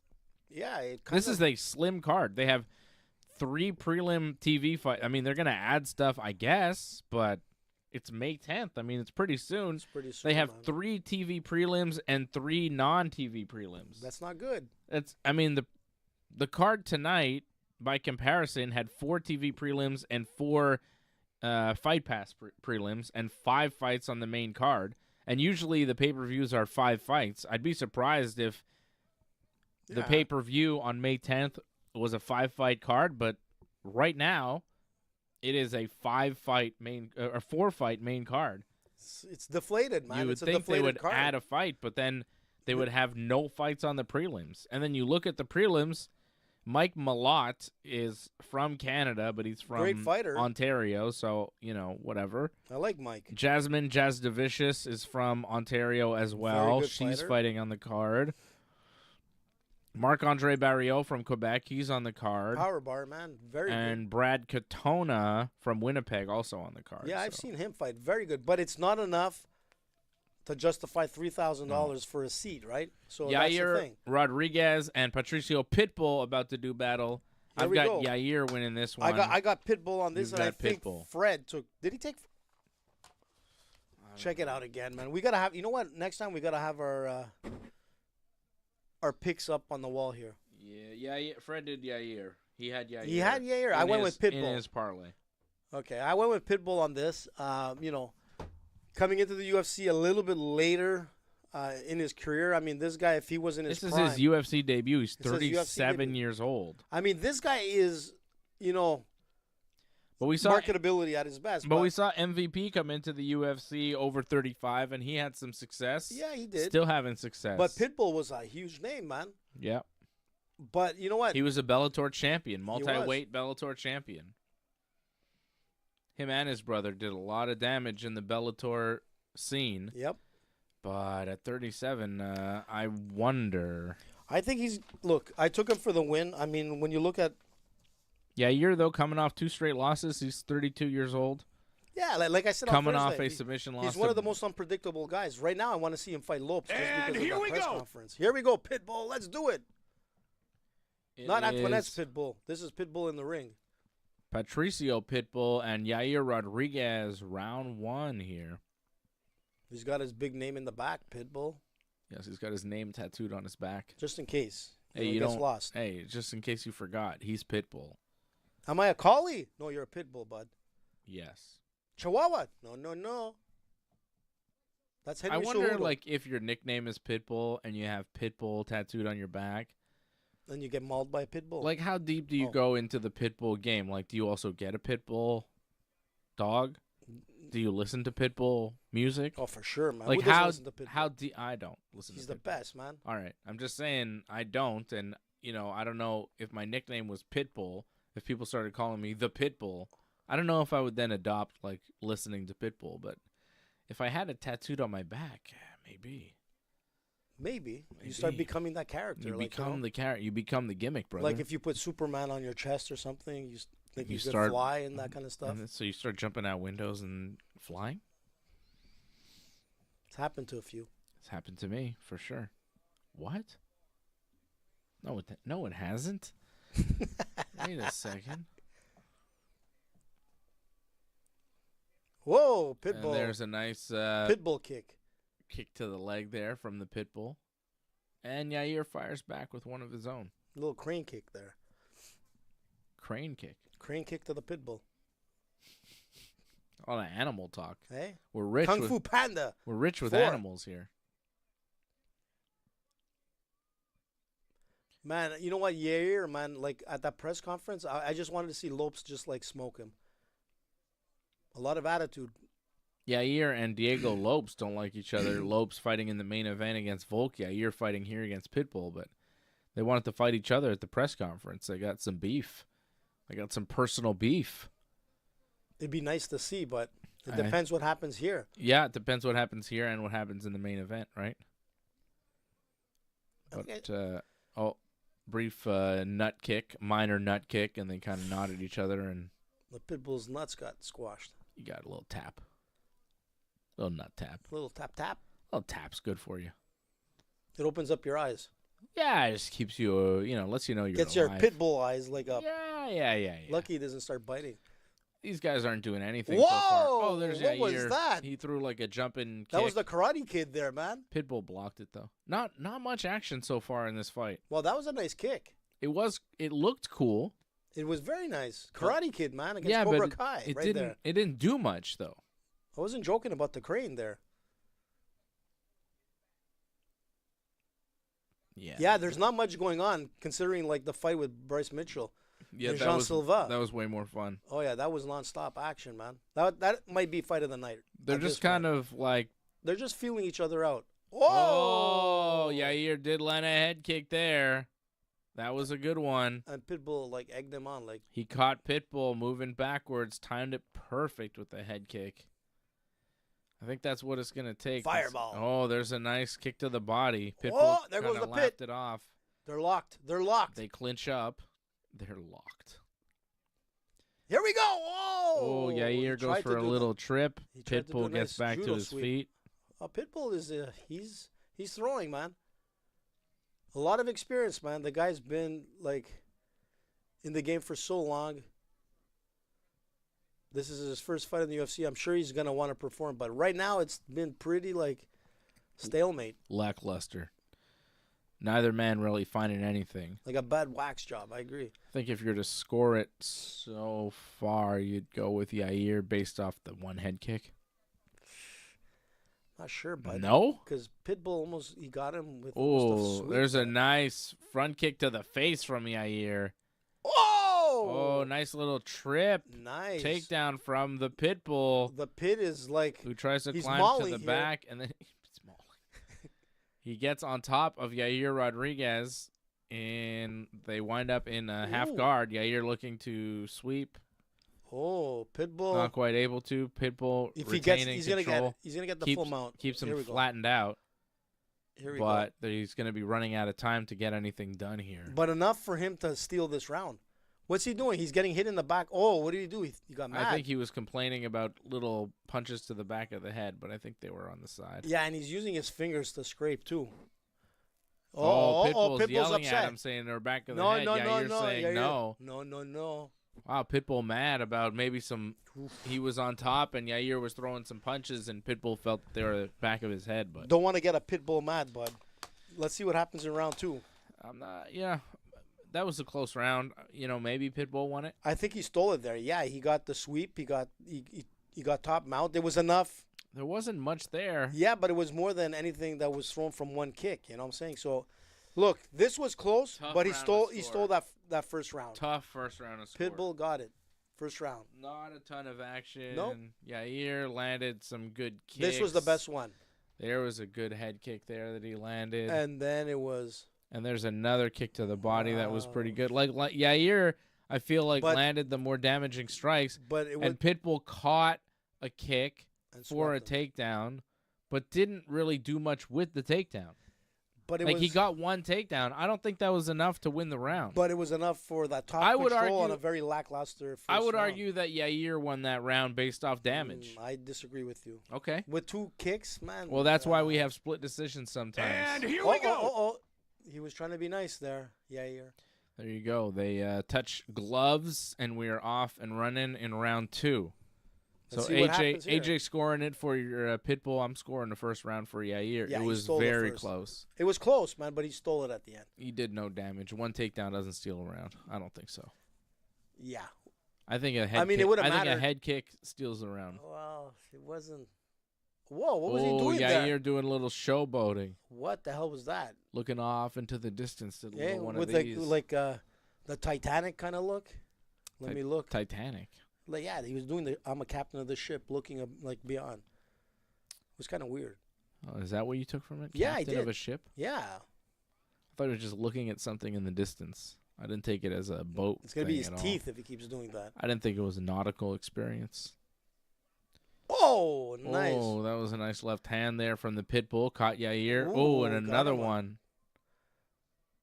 Yair with a kick to the Oh, body. he's trying to say I didn't kick your And nuts Pitbull saying it was like kind of adjusting his shorts, like maybe you kicked me in the balls, and Yair kind of giving the no finger, and then Pitbull firing back with a punch. These guys kind of getting angry at each other about rules.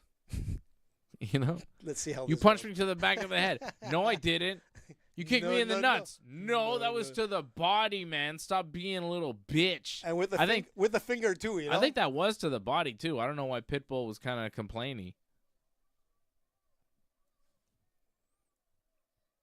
Don't look for the referee to save you, you know? Yep. I'm trying to think of that fight where the ref kind of stepped in and then who was that? Was that the Cyril Gane fight? I'm trying to remember. Jamal Hill and Pereira. There was that. Oh yes, that's right. It's kind of an incident that Hill blamed for the loss, but really, you know, he lost. So let's be real. Ooh, Yair with a nice uppercut there as Pitbull comes And in. he's smiling, bud. You got to do more than that. Ooh, nice 1-2 Oh, from Pitbull. Yair. Pitbull going for the Whoa. takedown, secures the takedown. He's fast, eh? Some smooth grappling there from the Pitbull, but Yair gets right back to his feet. Not much doing with that takedown. Not able to keep Yair down on the ground. Yeah, but Pitbull kind of pushed him away there. Let's stand up again, but Okay. the dog had a bite and let go, man. He got up. He got out of it. Oh. Oh, big right hand from Yair. Rocks the head back of the Pitbull. Was he baiting him into that, AJ? Was that Pitbull baiting him into punching him in the face? A little. How you gonna frame that one? It's hard to sell that as a plus for Pitbull. He took it to the muzzle, man. He ate a big shot. Whoa, whoa. It's a nice exchange. Yair lands a jab. Just miss with that left hook. Oh, head kick from Yair. Just blocked from Pitbull. Fireball. Oh, Yair's throwing those head kicks now. He's getting a little bit fiery. Whoa, Pitbull's getting mad. Oh, Pitbull firing back. Fire talk. Fireball. Man, need some water to put this out. Antoinette, sing it out. Fireball. Is that She a knows song? the real Pitbull. You know that. Of Not course. that Pitbull, the musical Pitbull. Of course. She's good friends with Pitbull.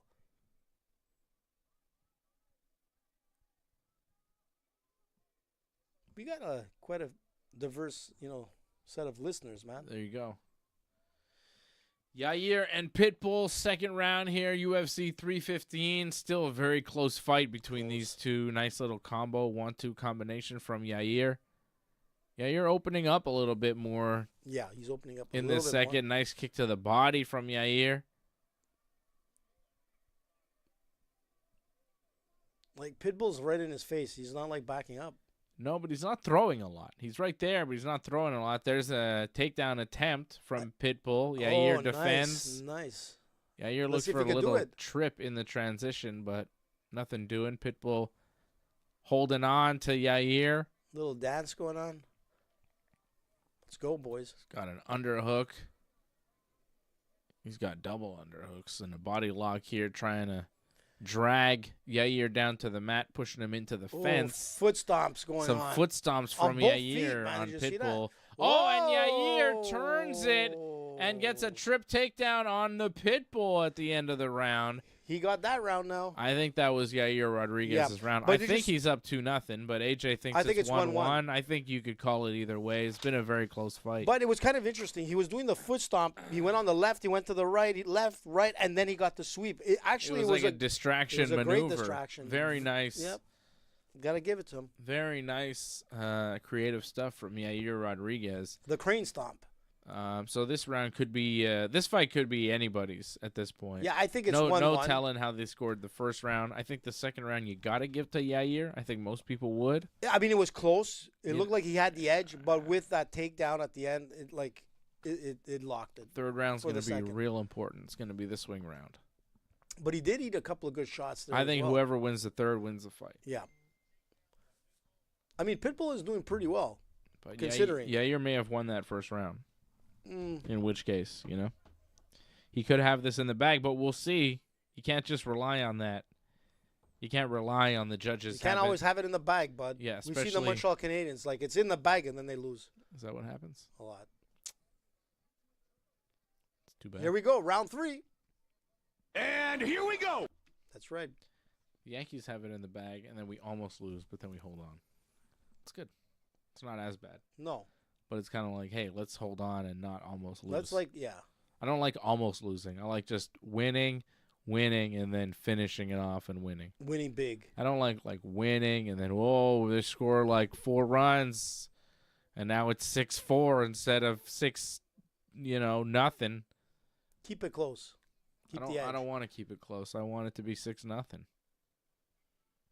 Anyways, Yair and Pitbull in the third round here. It's been a close fight.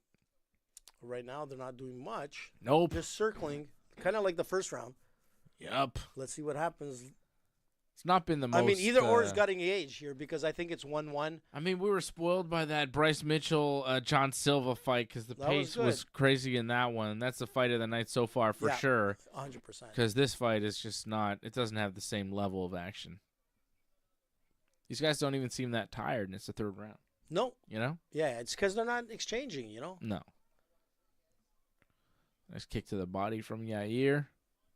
Oof, nice body punch by Pitbull. Yeah. A hook to the body, got Ooh. in. Oh, they're going kind of back and forth right now. So, Oh, whoa, Pitbull that was landed a left hand, timed the spin from Yair, and hit him with a left hook. it's a bit dangerous when you're so close to like the octagon, to try to spin that because he did got kind of caught. Yeah. He didn't have a lot of space. No. So, not the best decision to throw that. He's lucky.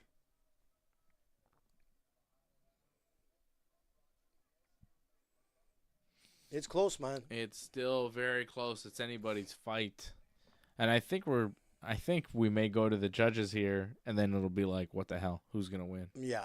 It's going to be one of those. Feels like it.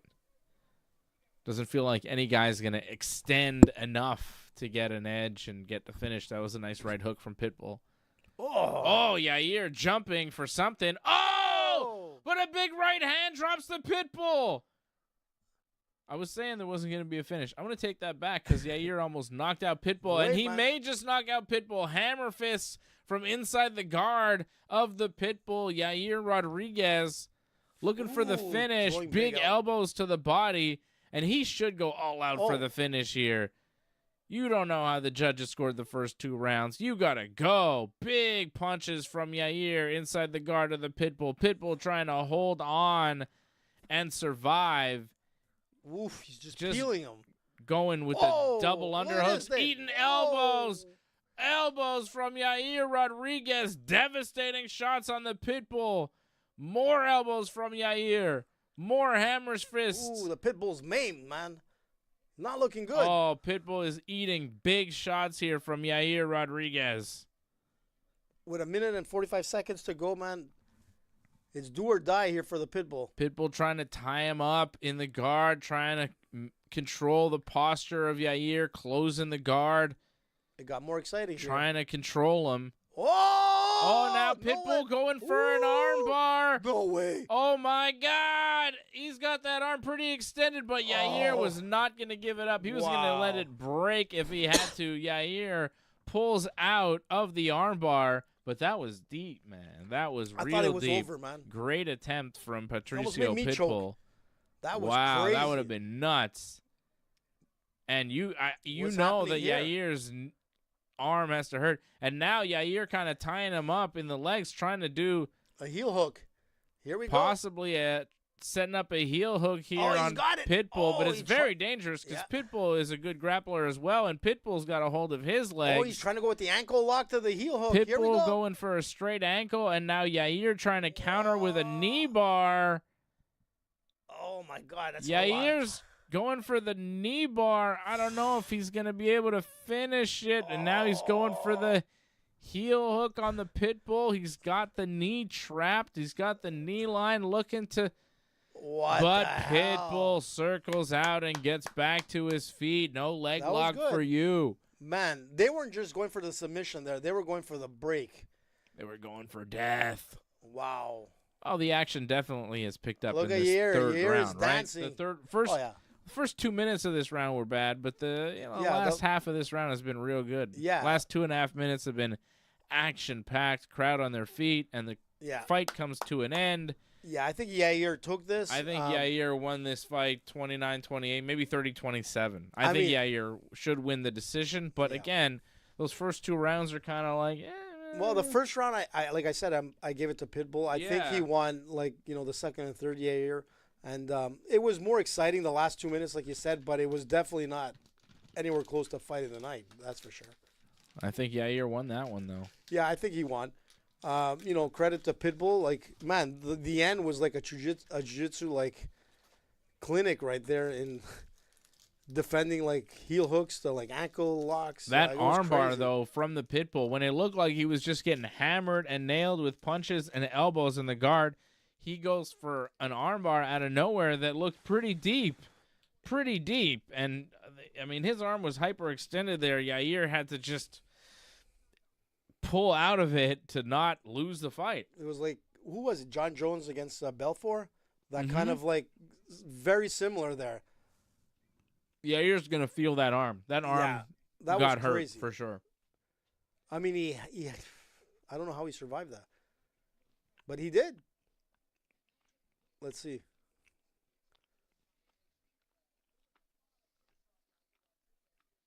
Wow, crazy, man. Should be a win for Yair. Yeah. We'll see here. We're waiting for the decision. I got 30-27 Yair Rodriguez. I gave the first to the Pitbull. AJ's got it 29-28. Yeah. Either way, we're both scoring this one a Yair Rodriguez fight. Yeah. Look, it wasn't that great, but the last 2 minutes definitely paid off for the crowd. Tough matchup for Pitbull's debut in the UFC. Yeah, it was a tough one, no doubt about it.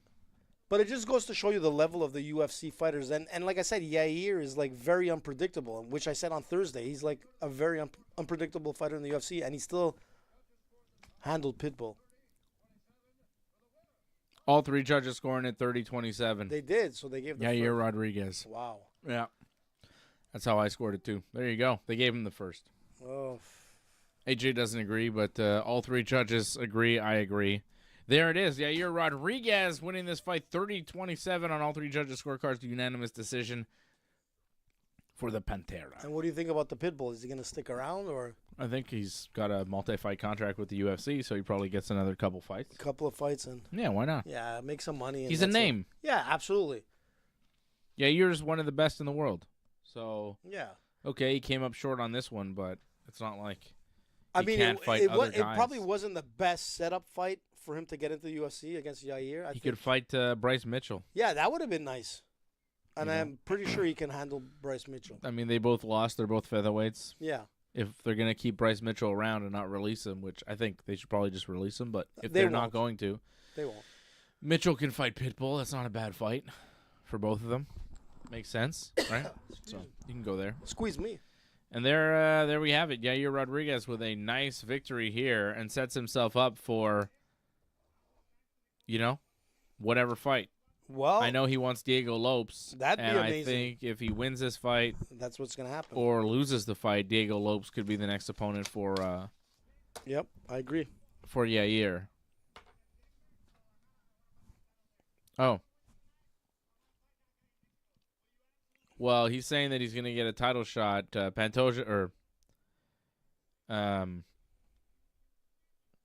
what's this guy's name? Yair. Yair is saying that he's going to get a title shot in Mexico.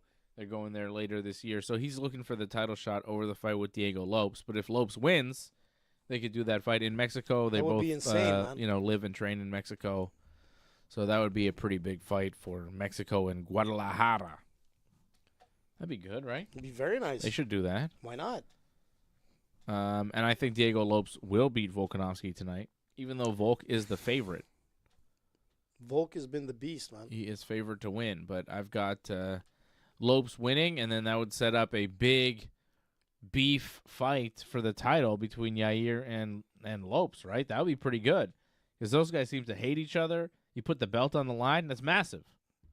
After the performance from Yair tonight, looking real good, beating a very tough Pitbull, former Bellator champion. Yair Rodriguez, former interim UFC Featherweight champion, tried to unify those belts with Volkanovski, was unsuccessful back in July of 2023. Came back in February 2024 with a submission loss to Brian Ortega, but now comes back over a year later with a decision victory over Patricio Pitbull, and now he's being told that he's next in line for a title shot. These are the Cavinder twins, Miami Hurricanes, something players of some sort. Oh, Pro Bowl Mark guy. Ingram, football player. Deion Dawkins, Buffalo Bills, football player. They're showing us football players in the crowd. Oh, there's RFK and Cheryl from Curb Your Enthusiasm, his wife. There's, who's that guy? Is that Kash Patel. Kash Patel, FBI director. There is Tulsi Gabbard, National Intelligence Director. Marco Rubio, U.S. Secretary of State. Of course, man. At least they're there supporting, man. You got to support, Dave. Kind of like Trudeau in boxing. I don't think you got to support. Of course you do. I don't think you got to support. I don't support. I've said it before. I'll say it again. I don't support the UFC. I support. I don't support them as an organization. Of course I do. I don't support them as a staff, a record label, or as a motherfucking crew. Okay? How about that? There's Doug Hepburn. Shout out to Doug Hepburn. Dougie! Sorry, Doug. I mean, man, it just went down and Johnny wants to fizzled. know the parlay status. I think my parlay died because I had you had Krylov. Krylov killed us right off the bat. But I had John Silva and Paddy the Baddy, and John Silva won, so there's something. Oh, wait a sec. No, Fred had Yair, so he's still alive. Fred had Yair and Diego Lopes and Paddy the Baddy, so he needs Diego Lopes and Paddy the Baddy to come through. We're coming to the co-main event time finally here. AJ, you had Nikita Krylov, who lost. You had Patricio Pitbull, who also lost. And you also went with Paddy the Baddy and Diego Lopes, going with us on those. But hanging my head in shame. Fred's parlay still alive technically because he had Yair, and now he's going for Paddy and it's Freddie's turn, man. In and 3 Lopes. weeks, man, I've been like rocking it. You have like for the last 2 weeks, and Freddie has been at nil, and tonight might be his night. I think that makes sense. It's his and turn. he's not here to celebrate. He's due. No. Because he doesn't want to eat snacks. Doesn't want to eat snacks. And get heavy. You can't have snacks. And you can't be looking at snacks. Look at us. Wow. Looking at, like, wings and things or whatever it is. Wingstop. We don't even have that here. I like to have that here. It looks Yeah, good. Wingstop looks delicious. They don't have that in man. Canada, or at least not in Quebec. Stop over in Quebec. Wingstop looks delicious. For $500, man, you know how many pictures and wings you can get at Wings and Stop? I would you love watch the UFC? I would love a Wingstop. That looks, I mean, chicken wings, man. A restaurant that just sells like chicken wings? Well, we kind of do. We have like Buffalo Bills. That's the only one, and it's pretty, it's good, pretty man. rough. So much for that sponsor. It's pretty rough. I mean, I like it. I do like it, but it's not, that Wingstop looks better. That A nice wing, like a wing-centric restaurant. And they tell you to Wing-centric stop spot. because it's too good. Yeah, they got to tell me to stop. Or Dave, stop. Stop, eat these wings. You're And eating I'm too many like, wings. Ooh, okay. I'll eat that shit. Give me wings. That should be our starter pack. I Show want the some starter pack, by the way. I chicken love wings. We've got so many comments on that starter pack. We got to Nah. get one for Johnny North. I told you. The Johnny North starter pack. I got shit to do, man. Come on, Dave. Yo, Do it for Johnny, man. why don't you figure out how to do Johnny, some look, things? Johnny, just so you know, if you want some nice merch, this is the Genesis Johnny North T-shirt. You can buy it on our Ringside Report page. HR was telling me to do things. Why don't you learn how to do something for once? Fuck, I gotta do all the things. I gotta make all. Just do the things, man. Do the wings and things. I got other shit to do. For Johnny North, bud? I don't have time for all The great Johnny North? Hey, is he fighting Saturday, you said? Like in Ontario? Is Johnny fighting Saturday? Johnny, let us know. Today is Saturday. Oh, shit. Yeah, he would have fought today then. It was yesterday. It was yesterday. So what happened, man? Did he win? Oh yeah. I don't know, actually. Well, just ask him. Johnny, did you win? Let me see. Did he win? You tell us the whole story. Come on, Johnny. Well, he hasn't answered yet. You just asked. What? The You don't question. like KFC? Of course you like KFC. Remember I brought it the first time? Nah, not really. I brought it. That was our first thing. The KFC at the UFC, man. It's not very good. It's the best. And they were writing a bit, like for a bit of time in Quebec, they were like doing the KFC at the UFC, and I'm so sure that it was from me. They stole that from me because I brought that up like way before any of them. They listened to us. Nope. Give me a different one. Hold on. Oops. It's not working. That's right, Oh, there we Johnny. go. Great shirt, man. Michael Chandler and Paddy the Baddy. Coming up next here, we're all going with Paddy the Baddy, who's minus 148, the favorite. I mean, you can't diss Michael Chandler. I mean, he was supposed to be fighting like Conor McGregor, and this is like. Oh, by the way, did you see that? Well, that was supposed to happen, right? It was supposed to be Chandler against Conor, but Yeah, but then he waited 2 years and nothing happened. Then he fought Charles Oliveira and lost to him by decision. just so you know, I don't know if this is factual or not, but apparently Conor McGregor put like a $500,000 bet that Chandler knocks out Paddy Pimblett. So, I mean, that's insane. If that is true, and it does come out, man, Conor is, I guess he's going to pay for his political career in Ireland. But Paddy Pimblett has never been knocked out. He has won all his fights in the UFC, undefeated inside the octagon, 22-3 as a professional. he's a baddie, man.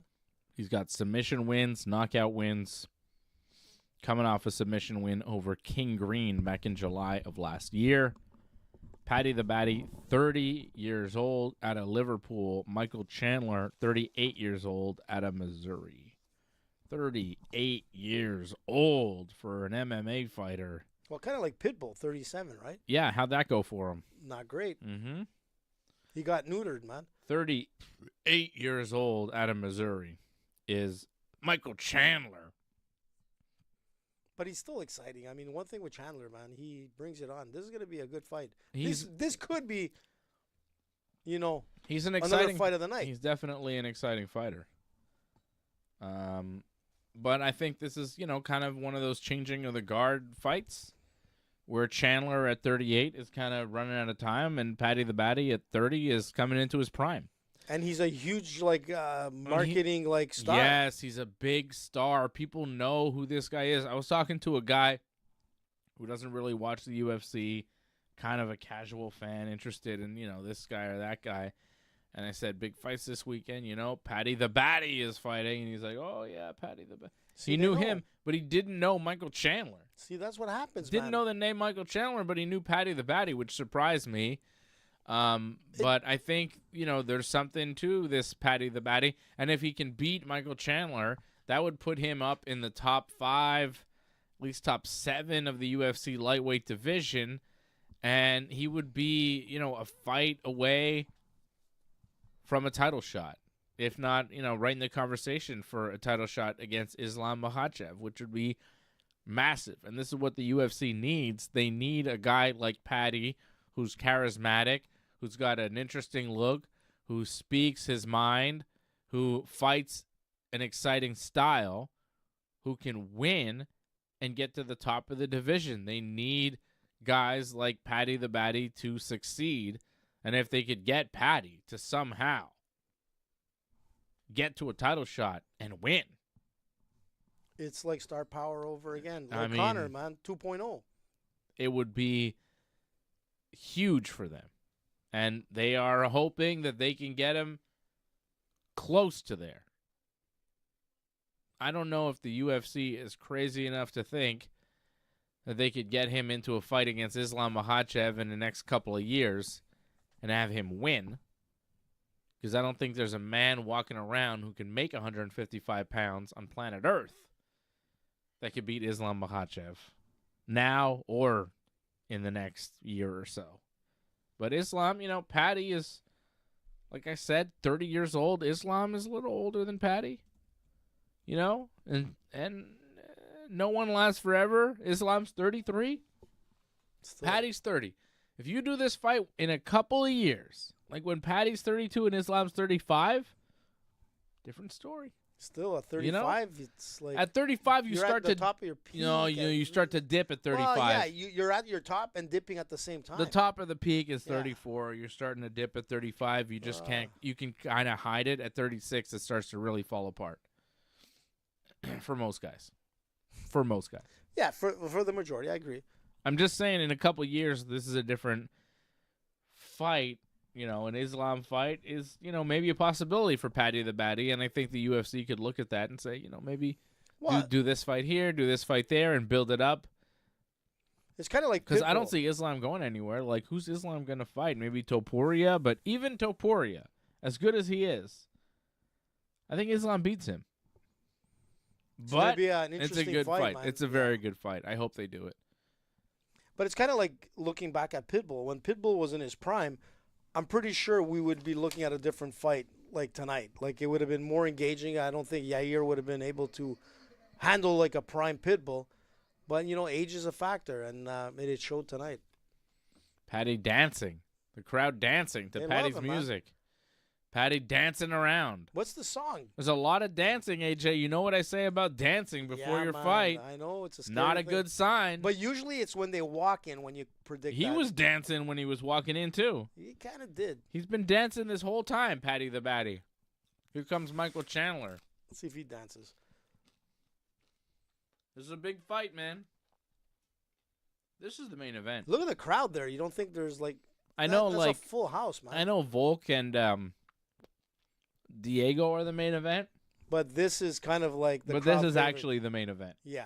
It's Paddy the Baddy and Michael Chandler at lightweight. This is the main event. Uh-oh. There's Michael Chandler. He's got an American flag as well. American flag curse is on right now. Bryce Mitchell walked out with American flag. Didn't go so well for him. No. Michael Chandler trying to bring back America. Walking out with the American flag. He's a beast. May get knocked out by a British guy. From Liverpool. Who came out the Beatles, man. Dancing around. Home of the Beatles, bud. Home of the Beatles. Liverpool, England. Indeed. She loves you. Yeah, yeah, yeah. Yeah, yeah, yeah. Then she divorces you. Does she? Well, that's what usually happens. It's 50% rate now in North America. That's too bad. Yeah, yeah, yeah. Yeah, yeah. Well, what are you going to do? It happens to people. These things happen. Lawyers are loving it. I guess. Loving it. McLaw. I don't want it to happen to me, you know? No. We don't want that, dude. Let's just make sure it doesn't happen to me.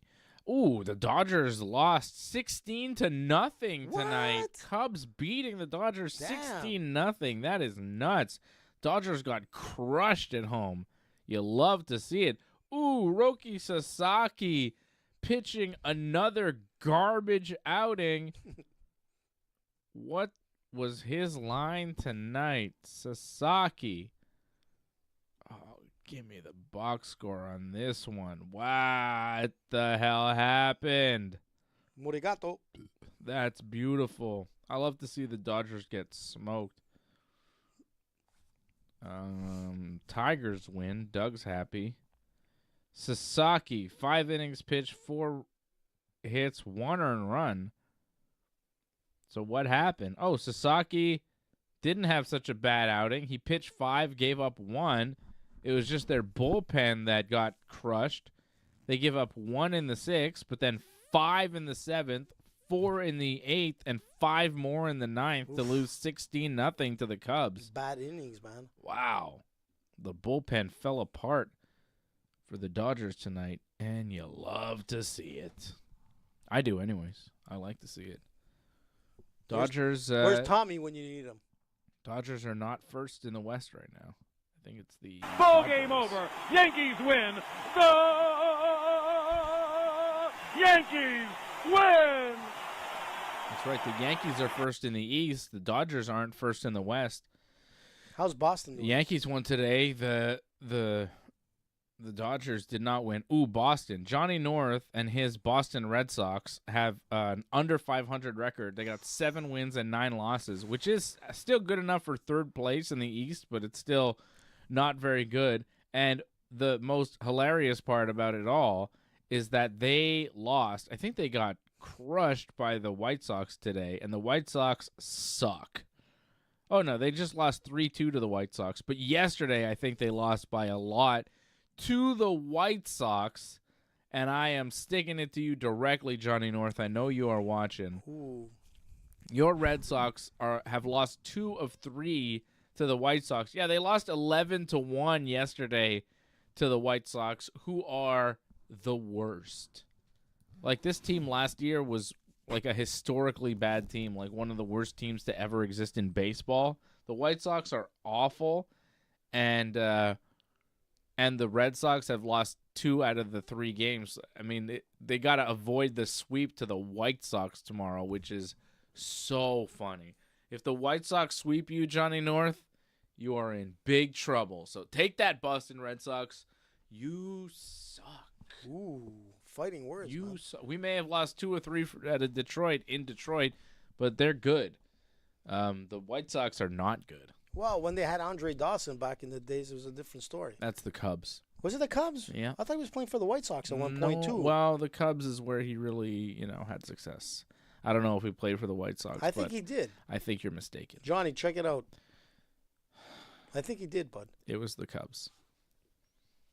Yeah, that was after. It was I the think. Cubs. I don't think he played for the White Sox. Just check it up. We all know that he played for the Expos. I mean, and One of the greatest. if I'm correct, Well, it doesn't make a difference. Look at him. Look Cubs, at that handsome. Expos, Marlins. Did he play for the White Sox? No. Check it up, man. Cubs, Oh, Red Sox, yeah, okay, Marlins. okay. Expos from 76 to 86, Cubs 87 to 92, where he had a lot of success, and then he went in the Hall of Fame as a Cub. He played for the Red Sox in 93, 94, and then the Marlins 95, 96. Okay? All right. Okay. All right, bud. I apologize. Tim Raines played Oh, maybe it was Tim Raines that I'm thinking Well, about. you're That's it. I made a confused. mistake. AJ's confused again, and no one is But I was surprised. right. There was an Expo there at one That's point. okay. Michael Chandler's in the Oh. cage. Paddy Baddy is in the cage, and we're about to see an MMA fight between them, Let's go. which is always a good time, right? Do you like his hairdo? And here we Paddy, yeah, go. he looks cool with the little cornrows he's got going on. Why not? He's got the He long looks like hair. the Californian kid. He looks like Uriah on Faber, you steroids. mean? Yeah. He looks like a giant Uriah Faber. Yeah, big time. Yeah. Co-main event. It's a 5-round co-main. I thought it was a 3, but it's 5. So this could go. Well, that's it, man. This could go a while here. I'd like to see a finish. Let's see some knockouts. Let's see some fireworks, boys. Paddy the Baddy with a little sweeping leg kick. And there's another one to the lead leg. Chandler always looks good. Of Chandler. Always in in great good shape. Yep. Paddy looks quite a bit taller than him. Well, for sure. Michael's not like huge in height anyways. I'm saying they're both lightweights, and Paddy seems a little bigger. But Michael's thick. Yeah, he's thick. And wide. Look at his calves.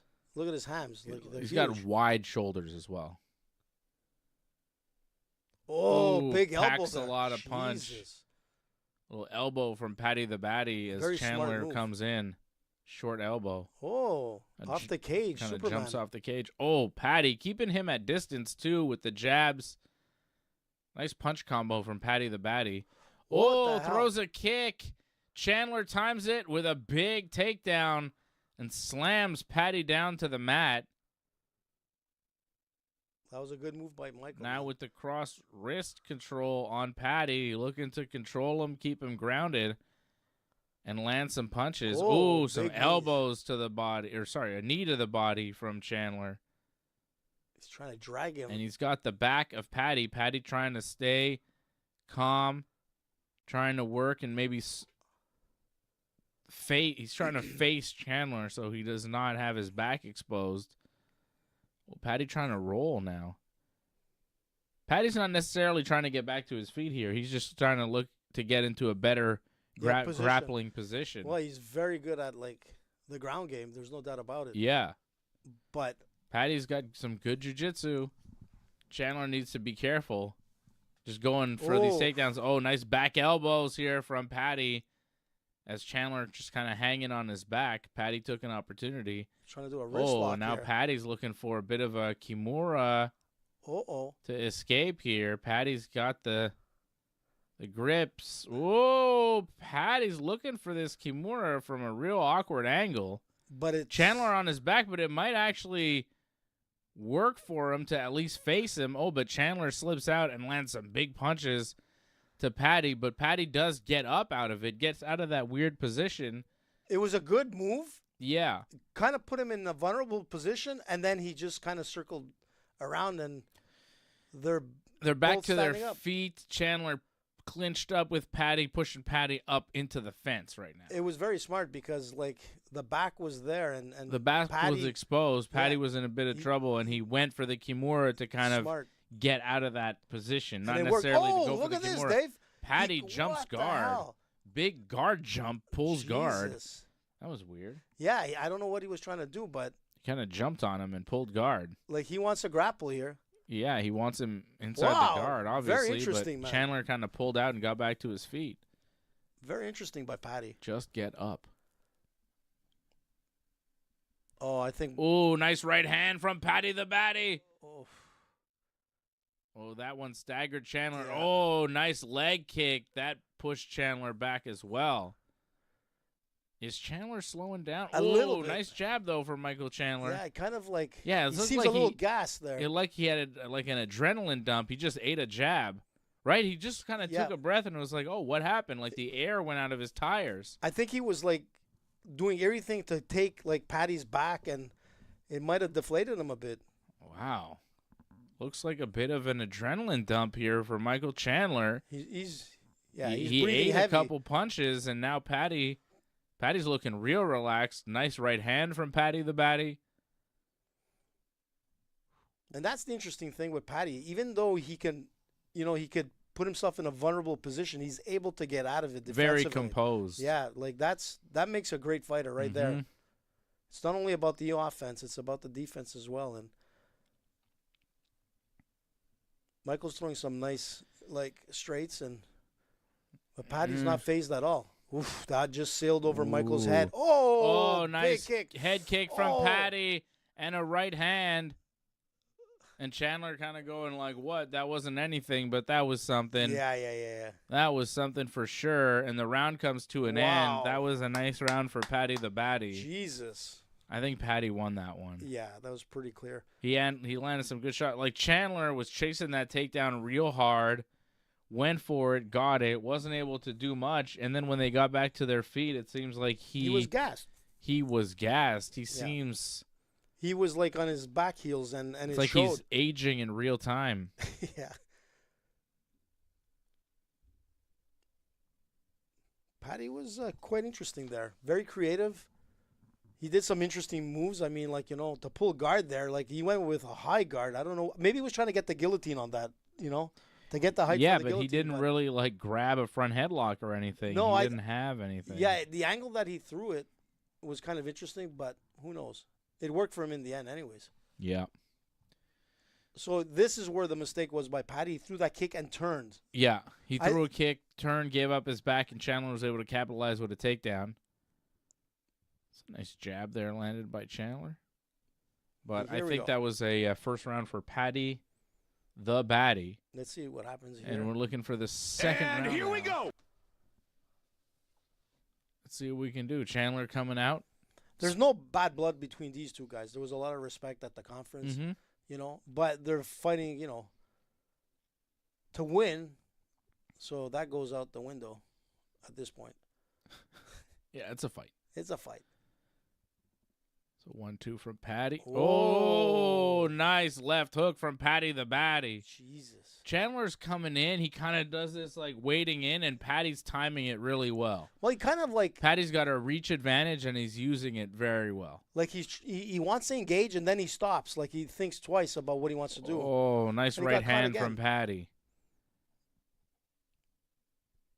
Michael's tough, man. Yeah, he's very tough. But Paddy's he's gonna have to be because it's a 5-round fight. Yeah, and he's eating some shots. See, and the thing with Paddy, he doesn't throw anything sloppy. Like when he throws it, like it connects. You see, like everything that he throws connects. That was a nice leg kick there thrown from Paddy, and you see Chandler pulled his leg back. Yeah, that must have hurt. Because he's feeling it. Those legs, I think, are starting to get welted up there. Like the front leg, the right leg. Oh, that got in. Or sorry, the left leg here of Michael Chandler is starting to get welted up. And I think that may be contributing to kind of the slowing down of Michael Chandler. I think his leg's hurt, and it's just hard to move around on him. Look at his knee. Yeah, his crazy. Knee is like red and purple. Yeah, you see me. He dropped his hands. He tried to take a big breath. I mean. Yeah. Oh, right in the nuts. Kick to the balls from Michael Chandler. Kicked Paddy in the balls real hard. Ooh. And Chandler kind of was like, sorry, man. But not even sorry, man. Kind of like, eh. Oh, man, that was right. I think he did it on purpose, man. He threw a kick right to the balls. I think he was in trouble. He needed a pause in the action. He knows he's going to get no warning, no point taken away. You never know. There's no reason not to kick a guy in the balls. He did it on purpose because Michael Chandler is a dirty fighter who tried to fish hook Dustin Poirier. This guy, he is a dirty fighter, and he got himself in trouble, and he threw a kick to the balls on purpose. He wasn't trying to kick anything but balls there. He should have got a point taken away. That was disgusting. I mean, if there was an incident prior to that, that would have been like a point off for sure. They're back to the action. Chandler looking for a takedown, chasing it pretty hard, and he may even get it. Trying to lift Paddy off his feet and slams him down face first on the mat. Ugh. That was gross, man. Look, Michael Chandler kicked him in the balls on purpose. Thankfully, he didn't get him with a great shot because Paddy just was like, no, let's keep fighting. Yeah. But he was hurt. Like, Paddy won't go down. Yeah, I think Paddy was hurt, but he knew what Chandler was doing, and he didn't want to give him a breather. He's trying to get the hooks in. But now Chandler has taken Paddy down, and he's got his back.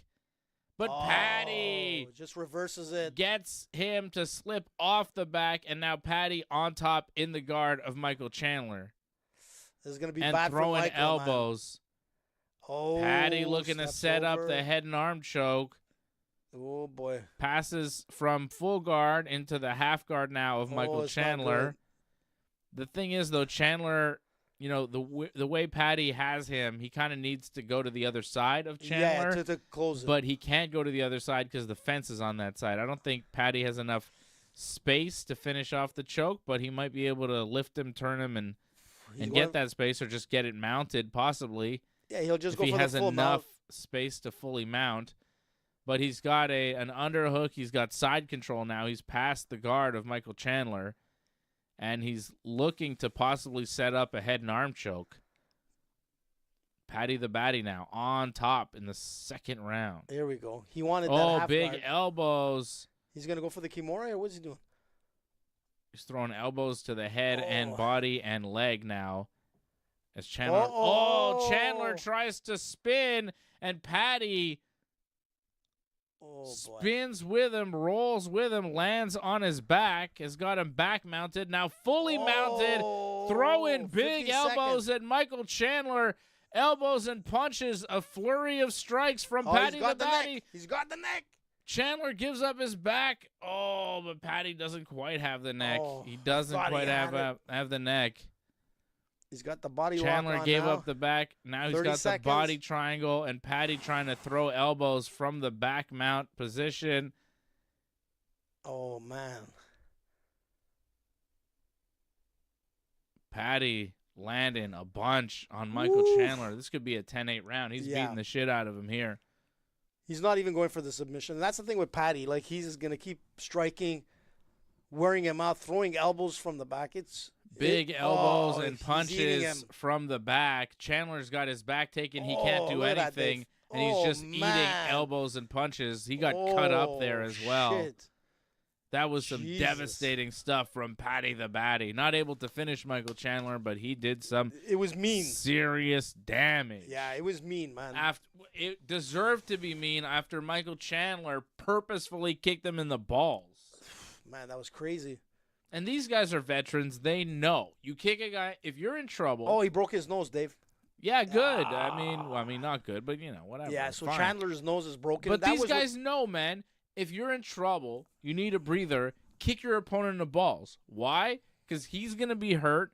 You're going to get your timeout while he recovers, and you're not going to get a point taken away because all you get is a warning for the first shot, and usually you get a warning for the second shot, and then sometimes they take a point away for the third one, but sometimes they still don't. They should be way quicker to take points away for nut shots, for fence grabs, for all sorts of stuff. Yep. And especially in that case where Michael Chandler is kind of known to be a bit of a dirty fighter, he was in trouble, and he threw a kick straight to the nuts of Paddy Pimblett. There was no I was trying to hit your legs, I missed. That was just a nut shot. Yeah, it was like a straight boom right in the nuts. He wasn't going for a body kick there. He was going for a nut shot. And now look, the corner of Michael Chandler spilled all sorts of water in his corner to give him more time because the referee needed to clean up. And there's another dirty tactic from Michael Chandler and his team. They spill a bunch of water in the corner so that they have to delay the start of the round and they can give their guy more time to recover because he needs it. Because he's 38 and huffing and puffing and getting his ass kicked here. Well, just dirty tactics. Big knee from Paddy the Baddy. And a punch. Chandler's in trouble. Chandler is running away from Paddy the Baddy. His face a bloody mess as well. Look at Chandler's face. He is bleeding profusely from his cheek. Oh, my God. Paddy's bleeding down his chest. Paddy throwing a big combo and now goes for the takedown of Chandler. Looking to take him down. Big slam to the mat. Gets to the back of Michael Chandler. Paddy wants to, what an impressive performance here from Paddy the Baddy, pouring it on. Look, going into the third round, it was 53 significant strikes for Paddy to 9 for Michael Chandler. So, and now it's just he's just mauling him here. Look at Michael's face. It's unrecognizable. No, it's I was going to say Halloween Part 3, man. He's got cuts on his cheek, a big welt under his left eye with lots of blood pouring out of it, and that's from that knee. That knee crushed him. Paddy's, man, he's dangerous. But Paddy now. It's not over till it's over, right? A big flying knee right to the face of Michael Chandler, cut him open big time on his cheek. And his nose is broken. And now he Paddy can't even breathe. is on the back of Michael Chandler, working for a rear look at the naked. blood coming out, Dave. Lots of blood pouring out of Chandler. Paddy looking for a rear naked choke and also looking to throw more punches, more strikes on Chandler. More elbows from the back as he looks to. He's in a great position to submit him here. He's gonna soften him up. Yeah. But the thing is, like, Oh, he's got the deep hook now. like, Chandler isn't one of those guys where you punch him, and then he'll give you his neck to get out of the fight. No, you gotta fight it. He'll never give you his neck. You gotta find his neck. He's kind of. Paddy's going for it, but look, Chandler's he's gonna defend to the end. You're gonna have to kill him to get him out of the fight. Chandler is game. He's a rockhead, man. Yes, he's a rockhead. He is a rockhead. This is a rockhead. If you want to know what a rockhead is, his head is made of rocks, which is useful in fighting because that means you can't get hit. Oh, man. Paddy with big punches, big elbows on top of Michael Chandler. And, like, kind of now he's got him fully mounted and now throwing some big punches, trying to squeeze the life out of his neck, but just doesn't quite have his back either. It's really bad. Chandler is I think the ref is gonna stop bloody it. mess. Like, at some point here with the elbows coming down, I think the ref is going to stop it around Oh, here. Chandler is It's over. face down now, It's just over. eating punches. The referee's going to stop this it's over. one. It's over. It's over. It's It over. is Stop over. it. Stop Big it. Come on. elbows, more punches not down letting- on That's Chandler, it. It's and over. it's over. It is over. Paddy the Baddy has finished Michael Chandler by finished TKO, fully mounting him, crushing him with punches and elbows. Third round stoppage for Paddy the Baddy, the biggest win of his career, and he continues to climb up the UFC lightweight rankings. This guy at 30 years old is legit. You cannot joke around about this kid anymore. He is here, he's on the scene, and he is a top 5 lightweight in the UFC. Paddy Pimblett from Liverpool. What Legit, a performance. Smashed Michael Chandler tonight. Crushes him. Too legit to quit, man. That was insane. And that was like a beatdown. If you want to see what a beatdown is, this was it. And he was mean about it. He was like, he wasn't merciful at any point there. He was dropping elbows, man, right on his nose. He knew his nose was broken. He was done. But what a master Paddy performance. the Baddy. Look at this, Dave. This is where it all What started. a knee. That jumping knee Scary, man. just crushed the face of Michael Chandler and opened up a huge gash that was pouring blood and hurt him very badly. And then he was able to just slam him with a takedown. And look at the bloody mess. Crazy. And the thing I was going to say is with that knee, that flying knee, Chandler had his defense, but just the power of Paddy opened up his guard, which was insane. This kid Paddy is just like he's coming into, he's coming into the Paddy time. The prime of Paddy. This is going to be Conor 2.0 right here, man. And he needed that big win. He needed a win, but he needed Look at his corner going going absolutely crazy. nuts, jumping up crowd- and down. The corner going nuts. But the crowd crowd was going going nuts. What a win for Paddy Pimblett. He has arrived. Yeah, he has arrived. And the thing is that you got to win, but he won so strongly tonight. Like, he made a mark. Everybody's out there is like, okay. He didn't win a decision. No, man. He Finished it. He beat up Michael Chandler.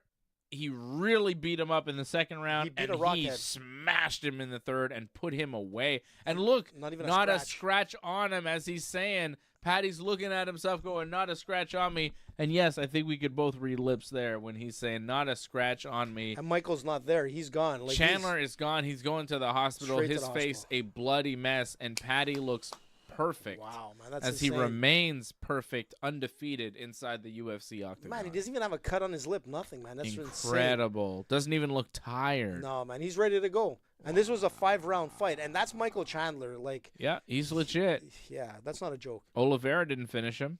Nope. Oliveira, who's very good. Charles Oliveira, former world Striking, champion, man. in his last fight, went 5 rounds with Michael Chandler. Beat him, didn't finish him, though. Yeah. Paddy the Baddy just finished him in the third.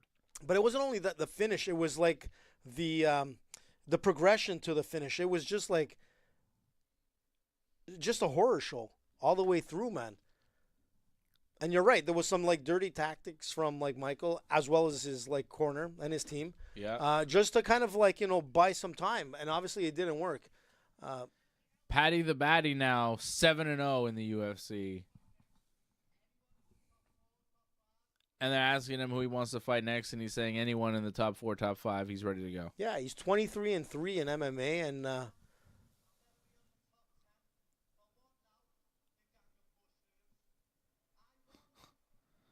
He's saying, people said I was never be in the top 10.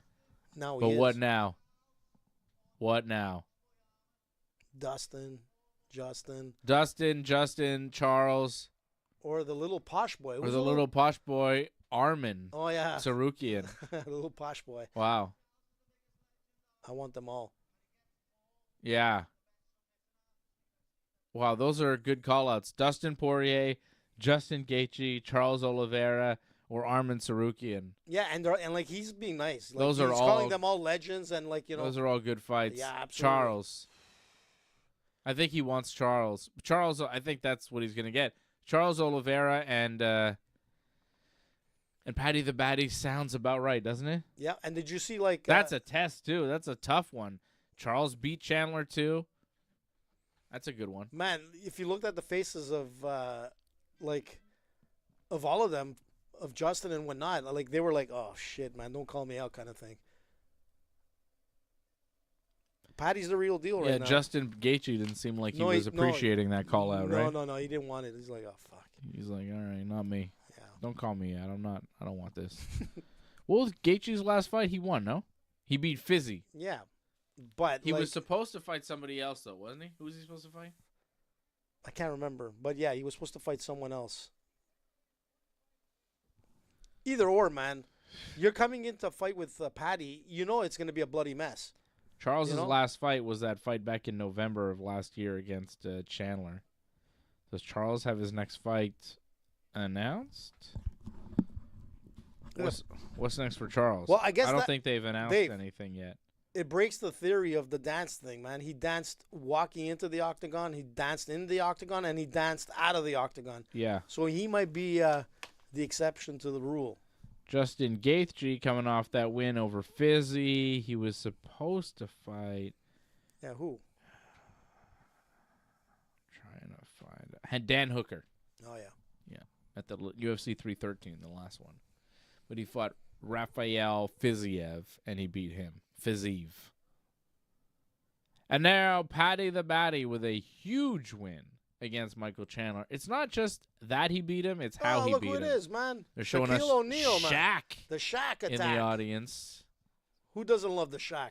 Cooper DeJohn, Philadelphia Eagles player. Eagles. Kobe Covington There's is there. Kobe. Look at him. With a With his lady. bling bling. Looked like George a bit for a second. I was like, I had to do a double take. It's Kobe. It's Colby. There's who's Cruz. that guy? He's Cruz. ugly. Oh, Ted Cruz, Texas Senator. Texas. Everything's big in Texas. Gross. Showing Donald Trump again and Elon. They love it. Wow, man. What a crowd. Quite a crowd. Oh, there's WrestleMania. Oh, wow. Now they're showing us a promo for WrestleMania, which is Wow. next weekend. Of course, join us for our coverage of WrestleMania next week here on the Ringside Report Network. We'll be doing the WrestleMania preview show next Friday night, and then we'll be on after both nights There's of Cena. WrestleMania. We'll be on for post shows next Saturday and next Sunday night after WrestleMania Night 1 and Night 2. Are you making your picks? We'll do the prediction next Friday night on Any Wrestling big names Uncensored, that you like I think? said. What do you mean? I Big don't know. names that I think? Yeah, that are going to win. Who's going to win? Cody Rhodes. You think so? I Yes. love Cody, man. My favorite. Okay, good. He is, bud. Yeah.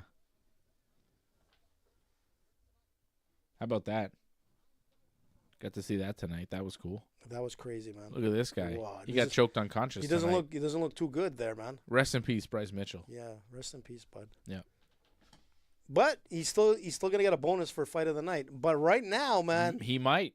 he might. Yeah. You know, the chokeout is like part It was of. a pretty good fight. Yeah, but right now, man, like Paddy might. Oh, yeah, that fight was pretty good. I think that was fight of the night. Paddy and Chandler. Yeah. Yeah, don't It's close. don't give man. Bryce Mitchell a bonus. Give No, it he'll to get Paddy. a bonus. I think Dana's gonna give like both. No, both fights a no. bonus. Give me Paddy and Chandler. Johnny says he'll be there for the Friday show, not Saturday. That's okay. The Simon brothers, I think, will take over on Saturday. And Uncle Ben and Dave. Yeah, we did the show last night, Wrestling Uncensored. Yeah, I missed out last night. Usually I try to tune in, but We had a good time last night. did you? Of course. Nice. Of course we did. We missed Johnny, but we still had a good time. Johnny was busy, man. Johnny was teaming up with the great Gangrel from the Brood. Johnny's in the Brood now. Johnny's like big time. He is big time. We are waiting for the main event now. Event time. Wait a sec. I gotta show the merch, man. What's the matter? Okay, well. Show the merch. You gotta show the Genesis Johnny North merch. Can you see it? There we go. Yeah. Look how nice that T-shirt is. It's nice quality. You got a nice Johnny. We gotta get another picture of Johnny, like, you know, without his shirt. I have a great one, like, on our Instagram. We should use that one. But this is a nice one. Great quality. You can find it on ringsidereport.net. It's very nice. On the merch. And there we have it, the main event coming up. Diego Lopes versus Alexander Volkanovski. The Volkster. And we both have Lopes to win. And I think Fred's parlay is going strong, Is right? going strong, man. He needs one more to win. If he beats... Let's call him. If Lopes wins, then Fred's parlay wins. So let's call him. He had Pimblett and Yair, and they're both winners so far tonight. And you could read all about WrestleMania and all our picks and predictions and thoughts about WrestleMania so far over at ringsidereport.net. If you're looking for some WrestleMania info, ringsidereport.net right now has all sorts of stuff. Well, the articles on there are amazing. Yeah, all sorts of WrestleMania coverage on our website right now. Volk and Lopes. Lopes plus 102. Volk minus 122, the favorite. Lopes has a 1-inch reach advantage, 5-inch height advantage, longer and younger. And I think you know, it's kind of a theme to a lot of these fights that we've seen, especially the last one, Paddy and Chandler, well, kind actually, of a changing like of the tonight, guard. Pitbull. And I think, Pitbull as well, a little bit older. He fell. Alex Volkanovski now 36 years old, which is pretty old for a featherweight. Coming off that division, off two straight knockout losses as well to Islam Makhachev and Ilia Topuria. You know, he hasn't fought in a year. This is a big comeback fight for him, but still 36 coming off two straight knockout losses. Look, he's 3 out of his last 4, man. It's like it's rough. Whereas, you know, Diego Lopes, 30 years old, he's won 5 in a row.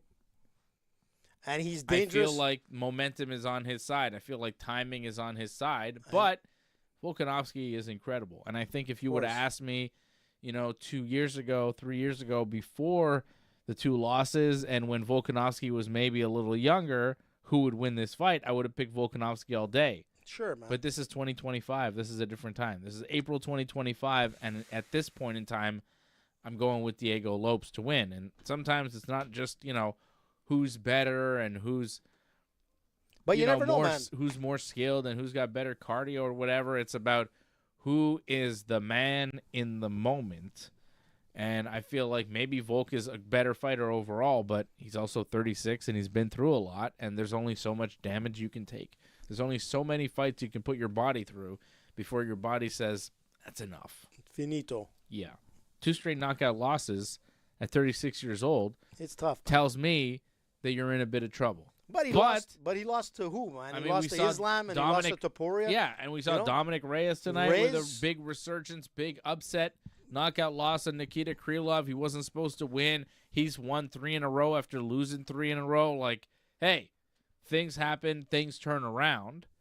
And Volkanovski is certainly a world-class fighter and one of the greatest featherweights of all time. Things could turn around for him tonight. Things could definitely turn around. I mean, with his experience and you know, who he's fought and who he's lost to. I mean, Volk is like one of the greatest fighters in UFC history. But, you know, when you look at Lopes, man, he's young.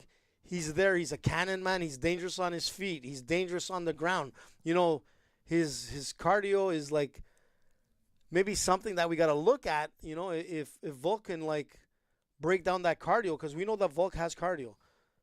Maybe that's the kryptonite for Lopes. But you know, look, he's the favorite because of what he's done. But let's be honest, most people don't know who Lopes is, and I have a feeling they'll get to know who he is tonight.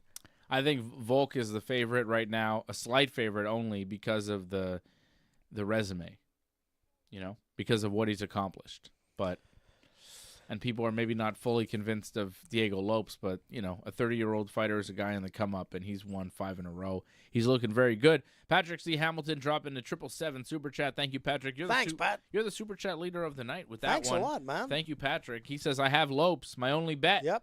Really? He says he didn't spend the $5 on AJ's picks. Turned out okay, which it's definitely. a good thing, man. AJ's picks did not come through. I think Well, 2 out of your 4 picks have lost. Yep, 2. Well, this could be like another 2 one, out of too. 4. So. But right now, Freddie's on target to win, and at least one of us is going to win. 2 out of 3 went down in flames. We kind of went down like Michael Chandler and Bryce Mitchell tonight. Yeah. Not looking good. Big losses for them. But listen, man, I was on a 3-fight streak, man, with some pretty good money. Like last week. 3 UFC cards in a row, 3 weeks in a row, you hit parlays, which was pretty good. Yeah. I had 2 weeks in a row as well. Yep. But I fall tonight. AJ falls tonight. But Freddie, with a win for Diego Lopes, he would be coming through. So somebody's always winning on this show. That's right, man. We know what we're doing. Well, I mean, we got insulted about a year ago from someone, but, that, like, they picked the opposite of us. But listen, man, you can't always – sometimes you just – Well, that's you just don't know, man. It's betting, man. We. It's not a good way to do things. No, man. Because you're going to lose. Well, your chances of losing are pretty high. Like tonight, like with Dominick Reyes, I mean, he wasn't supposed to be winning, but, it's 2 men go into an octagon, one comes out. Like, it could be either or. I mean, even with the Bryce Mitchell fight, I mean, it could have been, the opposite. A lot of people thought. How do you figure? Because a lot of people thought that once it went down to the ground, that Mitchell would be able to overwhelm him. Yeah, but Mitchell couldn't take it to the ground at all. all. No, but that's what I'm saying. Like, Silva was ready for him. Oh, Silva was like on fire. Mm-hmm. Just like Paddy, man. Paddy was on fire. Silva was on fire. A lot of finishes tonight, which I like. Not only one decision fight so far on this pay-per-view. We had Dominick Reyes, first-round knockout of Krylov. John Silva, submission choke with the ninja choke on Bryce Mitchell in the second round. We had Yair Rodriguez and Pitbull. That went to a decision. But then we just saw Paddy the Baddy knock out Michael Chandler in the third round. So, we're seeing a lot of finishes, and I'm hoping the trend continues here with Diego Lopes and Volkanovski. Let's see another finish. Let's bring it home. And, a lot of finishes here on this card. Which is great. I mean, 1, 2, 3, 4, 5, 6 knockouts, and 1, 2 submissions, and 4 decisions on this card so far as a whole. So we're getting a lot of knockouts. More knockouts than decisions is kind of rare these days in the UFC. Yeah. Like most of the cards you look at, it's going to be like decision, maybe 2 or 3 knockouts. Sometimes it gets crazy with a couple of submissions. Maybe like a couple 1 weeks submission, ago. maybe 2 submissions, but like we got 2 submissions tonight, which is pretty good for an average UFC card. And only 4 decisions and more knockouts than decisions, which is very rare. And we're going to have more knockouts than decisions no matter what, because it's 6-4 knockouts versus decisions. Yeah. So even if this goes the distance, it's still 6-5 and more knockouts than any other finish on this UFC card, which is always fun. We want to see. It's been a good card, man. We like want to Miami see won. We want to see the fighters decide the fight. We don't want to Exactly. see the judges decide the fight. So when we see when we see that TKO, it's always good. I mean, there was that one kind of controversial TKO with Woodson getting finished and the ref jumping in a little early, but I thought it was fair. Yeah, I thought it was the right move by the ref. Yeah. I mean, he was done, Yeah. in my opinion. But look, like the Miami card won, and we still have the big main event happening right now. So, Yeah. this is the thing. Like coming off a card like this, coming into Montreal, it's gonna be rough. It's gonna be rough. I don't want to give him credit or anything, but do the UFC fighters fight harder when Trump is there? For some Like, reason, are there more finishes? Is it more I don't exciting know. when Trump is there? Yeah, when Trump is Are there. they like more hyped because the sitting U.S. president is watching them fight? Like, it is Maybe. kind of crazy. Because a lot of them are jumping over the octagon. There's a lot more like celebrations and Yeah. there's a lot more hamming of, the fighters and that kind of stuff. I don't when know. It's, like, I'm honestly just saying- speaking, I'm you've just got a saying, point. You've got a point. It definitely has to add to the energy in the room when you have Super chat. the biggest names in like American politics sitting there, the people that run a good chunk of America sitting there watching you fight. It's crazy. You got to feel kind of powerful in that moment when like Elon Musk, the world's richest man, and Donald Trump, the president of America, are cage side watching your fight. And then there's like a Kennedy over there, and It's like crazy. Yeah, no, it's the director of the FBI is also there for some reason. Like there's so many kind of big important people in the American government and the country and everything that are just there watching you fight. There's got to be plus you got there's a lot got to of be something to that. plus there's a lot of celebrities in house. I mean, you are in Miami. Let's not forget. I mean, it's a big energy fight. So I wonder how much that affects them and how much that encourages them to really perform and go for the finish. No, you got a point there, dude. But it could also be like a little bit intimidating too, right? Like everybody wants to perform, but that's the thing. I mean, I don't know. I'm not going to give him too much credit, but you never know. Look, you know the UFC is going back to Miami at some point again. And because there's Volk hugging his father, kissing his wife before the fight. it's tough, man. Heading off to battle. Doug Hepburn dropping a super chat. He takes the lead now, comes back. Wow, thanks a lot, guys. He's the new super chat leader. Thank you, Doug. And he says, thanks for doing this, boys. Watching this with you guys is like having a cherry on top of a sundae. Well, thank you very much, and it's great that you Thank actually you. like take the time to listen to us because sometimes we don't even like to listen to each other. But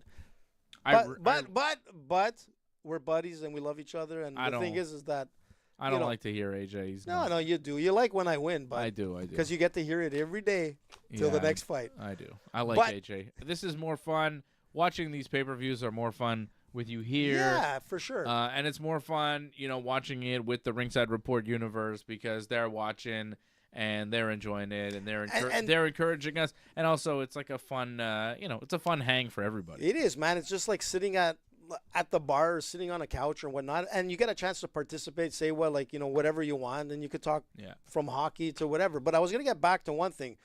You were talking about some people perform better when there's someone there, and I'm going to go back to what I said on Thursday with Ovechkin having Gretzky there to see him break his record. I'm sure that motivated Ovechkin to get it done. Like, how many times is Gretzky Don't get me started on this again, AJ.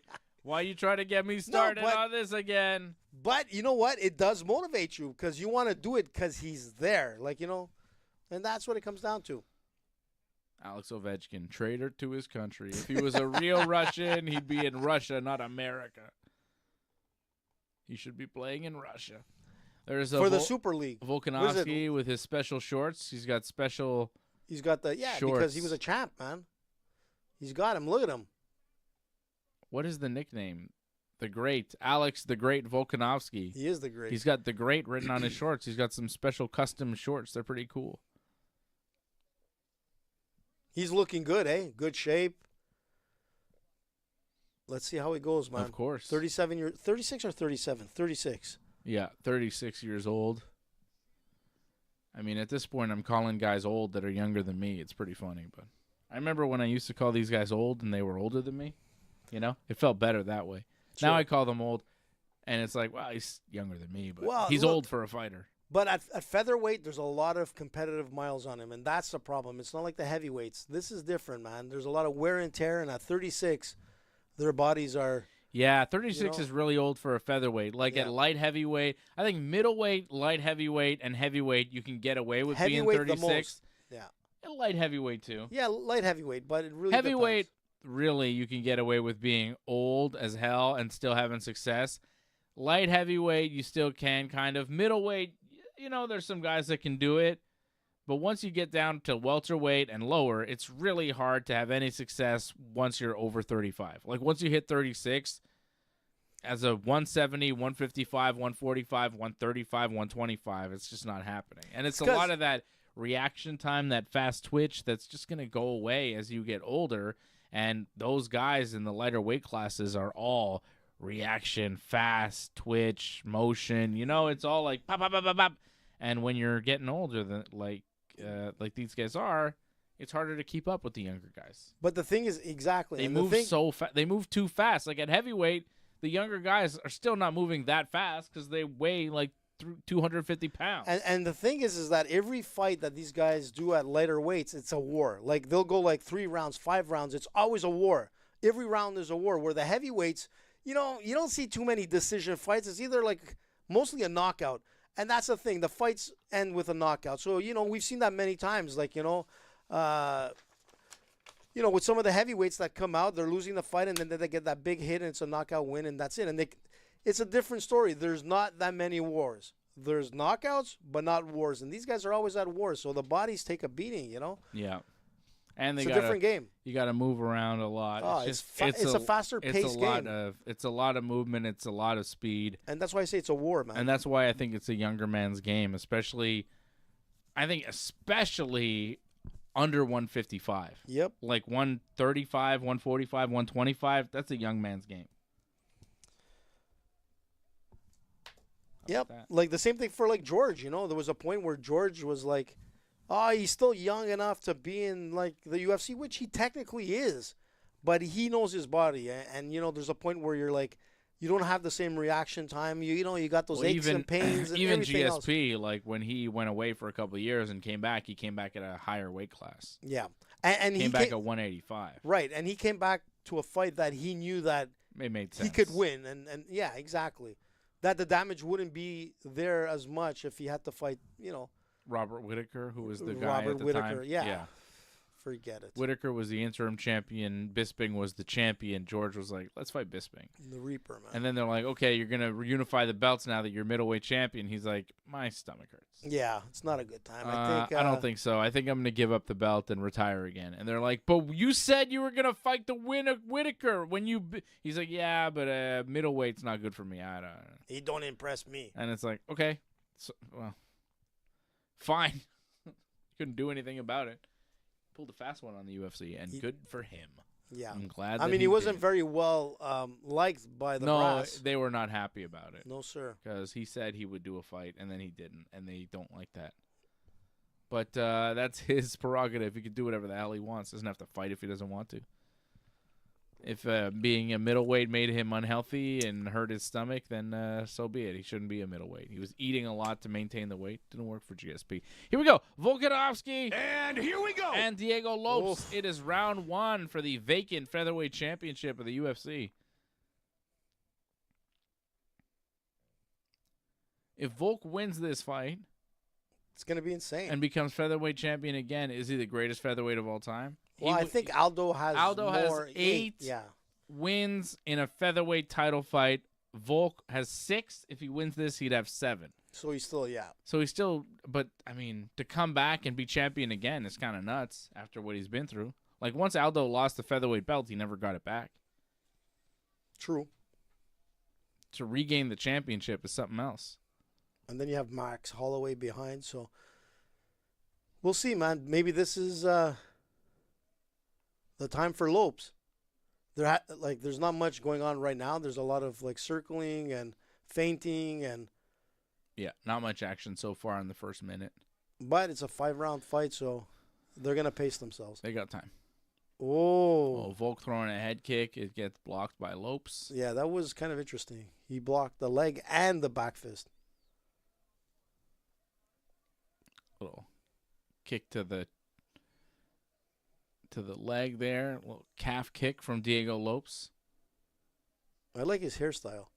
Oh, nice uppercut from Lopes, and Volk fires back with some right hooks. And Lopes is left and right hooks, and Lopes is saying, bring it. Jesus. They fired at each other. Both guys landed some good punches there in the exchange. Yep. They went right in the pocket and started swinging. That was a little bit of a firecracker there. That was good. Lopes landed an uppercut, but Volk landed a couple hooks. Yeah. Wow. But the uppercut looks scary. See, Lopes is going for that lead leg, and it's working so far. Oh, he's going to the body. Volk coming in, and Lopes throws some big punches to the body.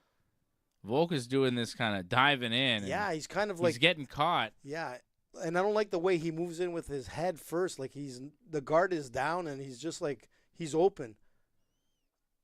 Maybe it's, I don't know, maybe it's the layoff, like his timing's a little bit off.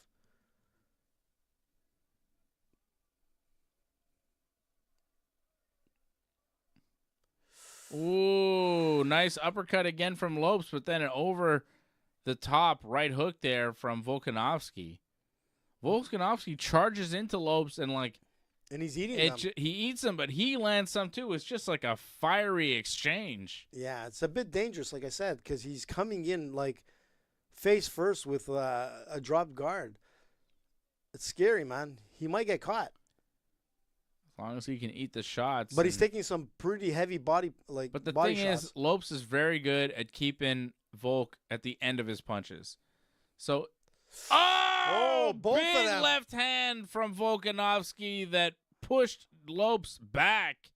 That was a big straight left from Volk. It was like they both threw a shot, and it was weird. Well, they're getting in the pocket and just Yeah. throwing, but I think Volk got the better of it, and now Volk with a jab. And that's the thing, man, because like Lopes has this high guard.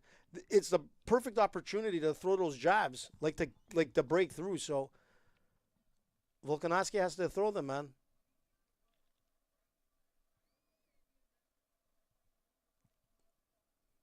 Well, there's some action here. Volkanovski has a cut under his right eye. Oh, I didn't see that. Oh, nice jab there from Lopes. Oh, he's like and trying Volk's to barrel through. Charging in, clinching up. Diego Lopes looking for a trip takedown, and he careful. will get it. And he is looking to climb on the back of Lopes, but Lopes kind of staying up, managing to stay on his feet. Did eat a knee to the face, though, in the clinch. And now Volk pushing up into Lopes, but Lopes reversing the position, pushing Volk into the fence. Volk reversing again, pushing Lopes into the fence. I mean, the action is furious here. The pace is serious. Well, now it did. It picked up, you know? Yeah. And now Volkanovski with some shots. big punches up against the fence on Diego Lopes, and he trips him down. That was a beautiful mix of striking and grappling. Be careful, Volk. Volk He's throwing now some heavy punches throwing here. big punches in the closed guard of Diego Lopes. Lopes looking to maybe pick up an arm or something, but he is not doing vulnerable anything. position. He's just eating punches. Whoa. Oh, nice round for Alex Volkanovski. That was Volk's round. Volk took that round back big time. Nice round for Volk. Yeah, well, at the end, anyways. I mean, it was like going back and forth, He a stole pretty good it, though. pace. He He stole stole with it. that. And Diego Lopes has got a cut on his nose as well. Volk a cut under his right eye. Oh, my goodness. I mean, we have Volk a is barreling fight. through, man. He's like trying to cut the distance, and obviously it worked for him at the end there. Yeah. Charging in, looking for the takedown, just looking to bully But yeah, just Diego Lopes with size and pressure, just strength. And it worked. It worked. He ate some shots, though, coming in. And that's what I was saying about Volk. Like, he's a little shorter. He's at the end of he has a reach disadvantage. So he's going to have to eat one to land one. right. Because if you're going to come close to Lopes, Yeah. you know, it's not like you can keep him at a distance. No, you got to get into that Lopes pocket. is good at keeping the distance and maintaining that distance and controlling it. So Volk is going to have to get into the pocket and exchange, and that's what he's done. And He's here we go. eaten a couple shots, but he's also landed some, and he's won himself the first round on our scorecard anyways. We'll see if Diego Lopes can climb back into this fight. Still a close fight, still anybody's fight. It's a featherweight title fight, so it's scheduled for 5. Possibly 4 more to go. We'll see. We'll see. But these guys, this pace, it'd be hard to maintain. Yeah, they started for off 5 slow rounds. in the first round, like the first 2 minutes, and then they opened up. Picked up in the last 3. They're kind of starting the same into the second round. A lot of circling, a lot of feinting, but I have a feeling it's gonna explode. We're seeing scorecards from a lot of different people. There's Michael Bisping says on Twitter, 10-9 easily for Volk. Everybody else scoring it, as we saw the first round. Yeah. 10-9 Alexander Volkanovski. the former champion. But like I said, he stole the round at the end. Because I think the strike count, which I haven't seen like the scores, but I think Lopes had it. It was above. close. I think it was pretty close. And when it's that close, and you do that kind of damage. It was some big punches up against the fence and then combined with the trip. That's what I really liked, is that he was throwing punches and then kind of during the punch combo, he tripped him and took him down. Like, it was beautiful. It's the experience, man. Awareness and experience to make that move. It was really nice MMA. Except that I don't like he's barreling through it, and like I said, Lopes it paid off for him at the end of the Lopes first. landed a couple punches there.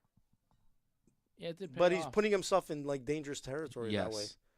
But maybe he feels that Lopes doesn't have the power to really make it that dangerous. He just did it again. Volkanovski shot for a takedown. Lopes, though, defending it well.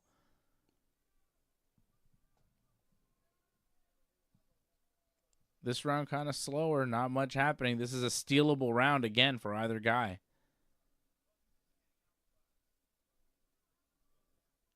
But Lopes, you can tell, having trouble finding the target. And now they're showing us live odds, minus 520 Volkanovski, plus 350 Lopes. I'm a little surprised. Yeah. I know Volk won the first round and everything. But it wasn't that much of a... And Lopes and Volk, I mean, this round so far, it's kind of anybody's round. Plus 230 Lopes doesn't seem like a bad bet right now. But, Volk is definitely leading the dance.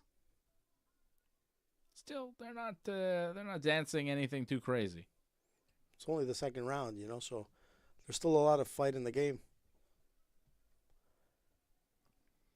This round has not been action-packed. No. Whoa, just as you said that. Volk lands a right hand and a left that rocks Lopes.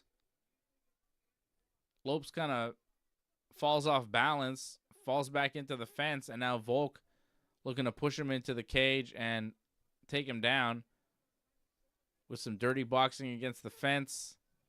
But Lopes circles away. Ooh, Volk's got a big cut now. I think he got that cut with one of the punches in one of those quick exchanges there with Lopes. Volk landed a jab, but you can see the cut under his right eye has opened up quite a bit. Yeah. It was there before, but it's worse now. There's a lot of blood pouring from Alexander Volkanovski. And that could be a problem if it gets worse, because It's it's under the eye, though. It's not above. I think it's fine. It's not going to obstruct his vision. Well, I'm saying we'll see, because these are the type of fights where a doctor could come in and call it. Nice jab from Volkanovski there.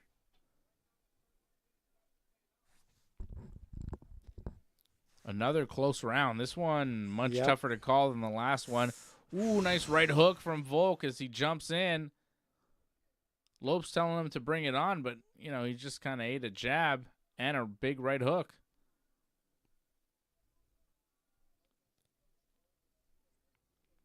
Somebody's got to do something big here, because it's too close. Oh! Lopes drops Volkanovski with a right hand. Oh, my God. Just as AJ calls for something big happens. Volkanovski gets back up to his feet, though. Jesus. Jesus. Ooh, did he steal it with that? Yeah, he stole it for sure. He dropped him. I think that's enough to give him the round. Man, that came close. If there was more time on there, it could have been bad for the Volkster. Whoa, he got dropped. That was crazy. Volk got dropped. I've got Diego Lopes stealing that round. I think we're 1-1 going into the third. Uh-oh. He's got Volk some. was Look at the cut, Dave. That's pretty bad right there. I mean, it's under the eye. It's not so bad. Yeah, but it's right where it is. If he keeps getting a couple more shots. Volk was cruising. He was in control of this round. But here it is. And then, boom. Let's see it. Let's see the replay. This is where he got back. Oh, they're showing the kind of... He kind of stumbled there. Yeah, he didn't... Lopes... It's here. Oh. Right hand over the top drops Volkanovski. But it seemed like he knew where it was. It was maybe the force of it all that pushed him down, but it doesn't look like at any point his eyes go, right? We're seeing a slow motion replay, and Volk seems in the fight the whole time. He was a bit dazed there, or more shocked than anything, but And here we go. it was enough for Lopes to win that round. I think we're 1-1 here. Yep. Third round. Vacant featherweight title on the line. Ilia Topuria has given up the featherweight belt. He's moving up to 155 to fight somebody. I'm hoping it's Islam Makhachev. UFC hasn't said a damn word. But now his belt on the line. Kind of weird that the featherweight champion would give up the championship. It would be a vacant featherweight title, and we still don't know what's going on with the featherweight champion. You know what I mean? Like, why don't we know what Topuria is doing? Is he fighting Islam or not?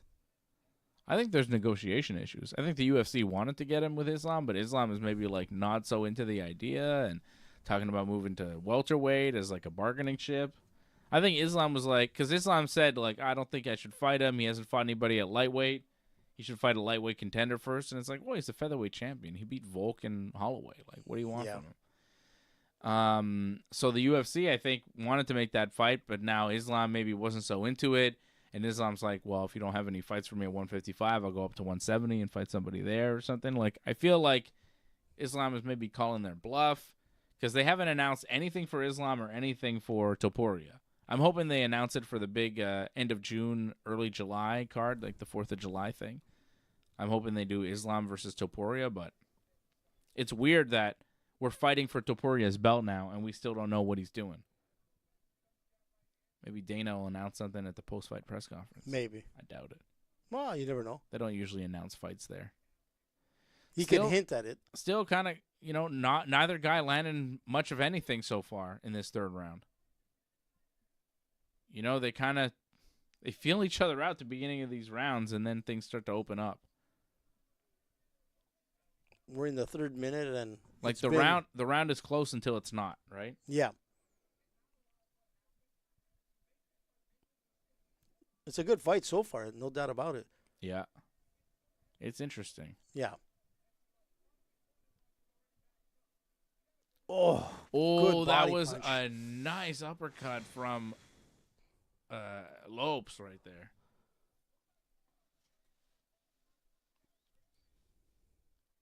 When Volk steps forward and they start exchanging, like Lopes lands some nice counters. Yeah, he's just waiting for that. Yeah.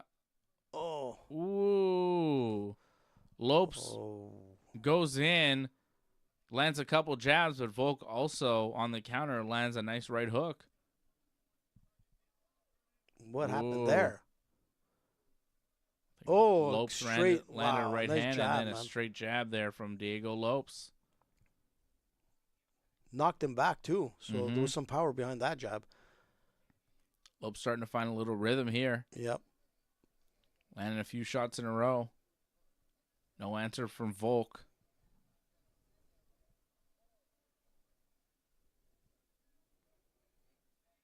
Jeez. Ooh, going in, kind of charging in. Volkanovski just he's kind of doing backing what Volk, away. Yeah, he's kind of doing what Volk was doing in the first rounds.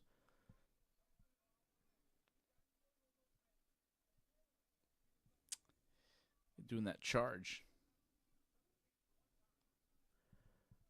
Oh. They're throwing, but they're just missing. Yeah, they're just throwing sailing. big shots that are just coming close. Oh, boy. So Lopes just threw Volk there. Volk went for a takedown, and Lopes just kind of shook him off like it was nothing. Yeah. Which makes you wonder about the power and the kind of... He's like... the energy level of Volk right now, if the takedown's that easy to just shake off. And you know that Volk, generally, like in his past, like his cardio was like, a big factor, and it didn't look so good there. And he looks smaller, in my opinion. He's in good shape. There's no doubt about it. But, what most people don't realize is that Volk at one point was like 225 pounds, when he was in his rugby days. And to go down to this weight, like, it's phenomenal. To be 145. Yeah. Yeah. You're talking heavyweight, 30 seconds left in this round, and this is going to be a hard one to call. Lopes is throwing a little bit more. Oh, boy, he's ending it hard right here. Lopes with a little head kick there at the end, Yeah. but Volk just kind of circling away. Close third round. Yeah, Very close third very round. close, but I think Lopes, I think he took this round. I think so too, Yeah. but It's close, but I just think, like, it's one of those rounds where you go, Yeah, that was a toss-up round. but just the fact that he kind of stumbled him back, like, with some shots, I think might have got I him think that it's round. 2-1 Lopes. I agree with you. I think Volk won the first and Lopes has won 2 and 3, Yeah. but I think every round has been pretty close. Yeah, now we're going into the championship rounds here. This is what makes or breaks. But Volk, to be honest, in this third round, kind of slowed. Yeah, I didn't like the takedown attempt from Volk in this round. Yeah. It didn't look good. No, he tried, and he was just brushed off like it was nothing. Yeah. Let's see what the odds are now. So we have it 2-1 Lopes. DJ Bourne in the chat also scoring a 2-1 Lopes. Yeah, DJ. We're going into the championship rounds now. 2 rounds left. Possibly 2 rounds left. We'll see. And DJ's like impartial, so like he thinks it's 2-1. I agree with him. Yeah, I do think Lopes has won round 2 and 3, but it's been close. Yeah, we'll see what happens here. I mean, anything could happen. I don't know what Volkanovski's trying to say to Lopes. I think he wants to touch gloves, maybe. And here we go. And they touch gloves. Okay. Round 4. Championship rounds now. First fourth round that we've seen tonight. Yeah, Volk knows that he has to go hard here because he knows he's behind. We're seeing some people call it all 3 rounds for Volk. Look at that. 29-28 Volk. 30-27 Volk. They're on crack. People are calling all 3 rounds for Volk so far. Come on. With a knockdown? I mean, yeah, I don't know. I thought the knockdown sealed it in the second for Lopes, but people not feeling that. People feeling that Volk won the first and third, and the second too. Some people thinking he won the second. I think some people are scoring a second for Lopes, but I thought Lopes maybe won that third round. But again, close round. Like, I don't really blame anybody for scoring those rounds for Volk. And we're not listening to commentary, so maybe commentary saying some things that we don't hear, that are swaying the viewers. That happens sometimes. They see it one way, and then the viewers see it that way, and then the judges see it a different way, and now the viewers and the commentators are like, "What the hell?" And it's like, that's why you don't want it to go into the judges' hands here. You guys are doing so commentary, close. and maybe you miss some things, and sometimes True. things happen. So, But Volk tried to go again for into the clinch, and he got like brushed off again. I mean, he's exchanging, but Lopes is. The gun is like a lot hotter on his end. Yeah. I mean, it's still not. I don't think either guys are running with some hot weapons right now. I think No. they're kind of. It's been He's pulling the trigger a little bit It's been a pretty more. cool fight. Yeah, but Volk, one of these two guys to win it has to do something huge. Again, live odds right now agree with a lot of disagreeing with us, man. They got Volk minus 270, the favorite to be winning this fight. So the live odds makers think Volk is winning this on the scorecards. Sure. Maybe he is. Maybe he is, AJ. I mean, we are maybe, but I doubt it. watching this, talking to each other. Who knows? Close rounds, though. Very close rounds. I think all 3 rounds have been pretty tight.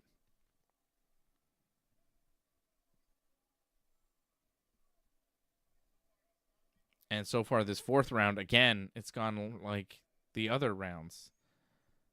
Volk lands a couple jabs. Oh, he got him good there. Oh, he did crack him with a nice uppercut.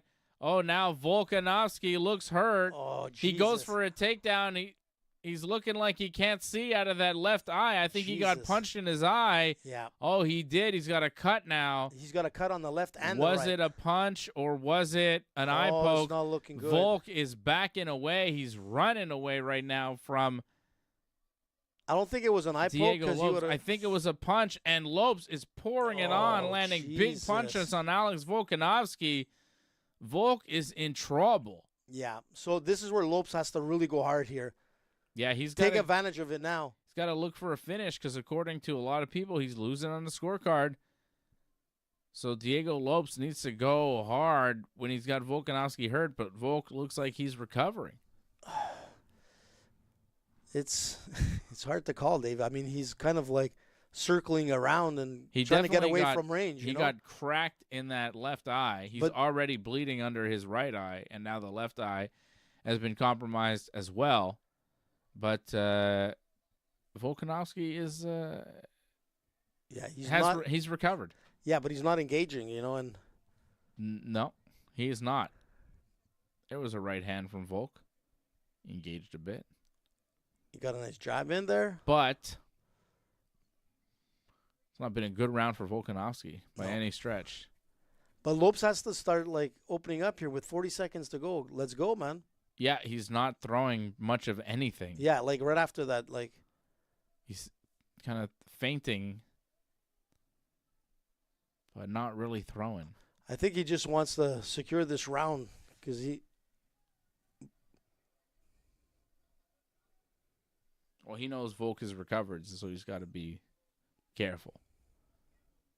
They're showing us significant strikes. Volkanovski crushing it. Oh, did he get poked in the eye? What happened there? Significant strikes. 27-9, 23-13, 23-11, 26-14, all in favor of Volkanovski in every round. Oh, Lopes landing big punches on Volkanovski. I have a hard time believing the stats. Yeah, that was weird. That tell me that Diego Lopes is losing in significant strikes in the fourth round when he seemed to be pouring it on Volkanovski. Like, he seemed to land the only really significant strikes in that fourth round, yet the UFC stats are telling me that he didn't. Like, what's that about? I don't buy that at all. Anyways, I think Lopes won the fourth round, but according to the UFC stats, he didn't. So basically, Lopes at this point, like, literally has to knock him out. I think it's 3-1 Lopes, but like people out there aren't agreeing with us, AJ. So maybe we're wrong. I mean, the odds makers in Vegas have it Volk as the favorite, a live favorite to win.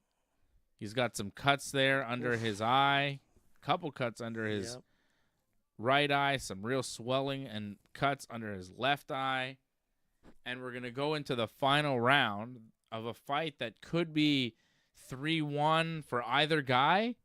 Could be 2-2. It's weird. It could be anybody's fight. I think if we go to the judges here in this one, there's going to be a lot of head scratching and a lot of arguing, and I think fans of either guy who loses will cry robbery. Yep. And here we go. So here we go. It's Volkanovski and Lopes. But it's an exciting fight. Final This is it, 5 minutes. This round will decide it all, in my opinion.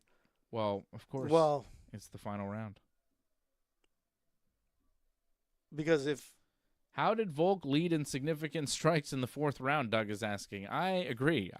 We saw the stat flash on the screen. You're like, but Lopes has been just like pouring it on him. I think it was 24-14 or something like that. Yeah, doesn't make sense. I don't trust those stats. Also, the significant strikes. Like, who is to decide what is significant and what is just a strike?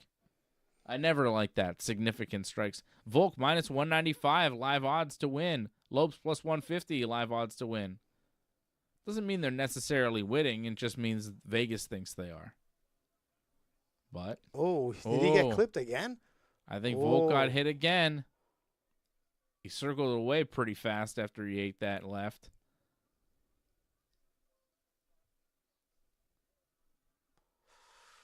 Ooh, it's changing in the fire again.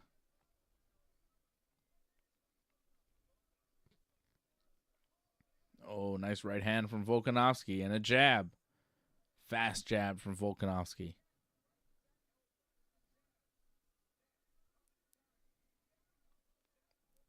Ooh, little combo from Lopes. Stressful, man, this fight.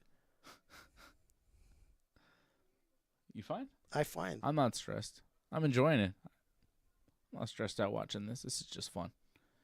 It's a good fight.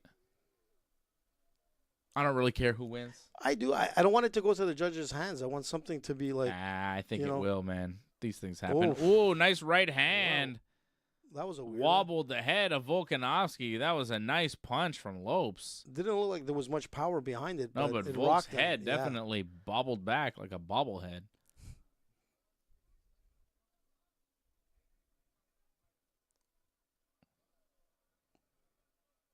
Oof. Lopes throwing some big shots, just missed. He poked him in the eye. Oh, now Lopes is saying that Volk poked him in the eye, Woo! but he's fighting on. No stoppage from the referee. Lopes seems annoyed. Seems mad there.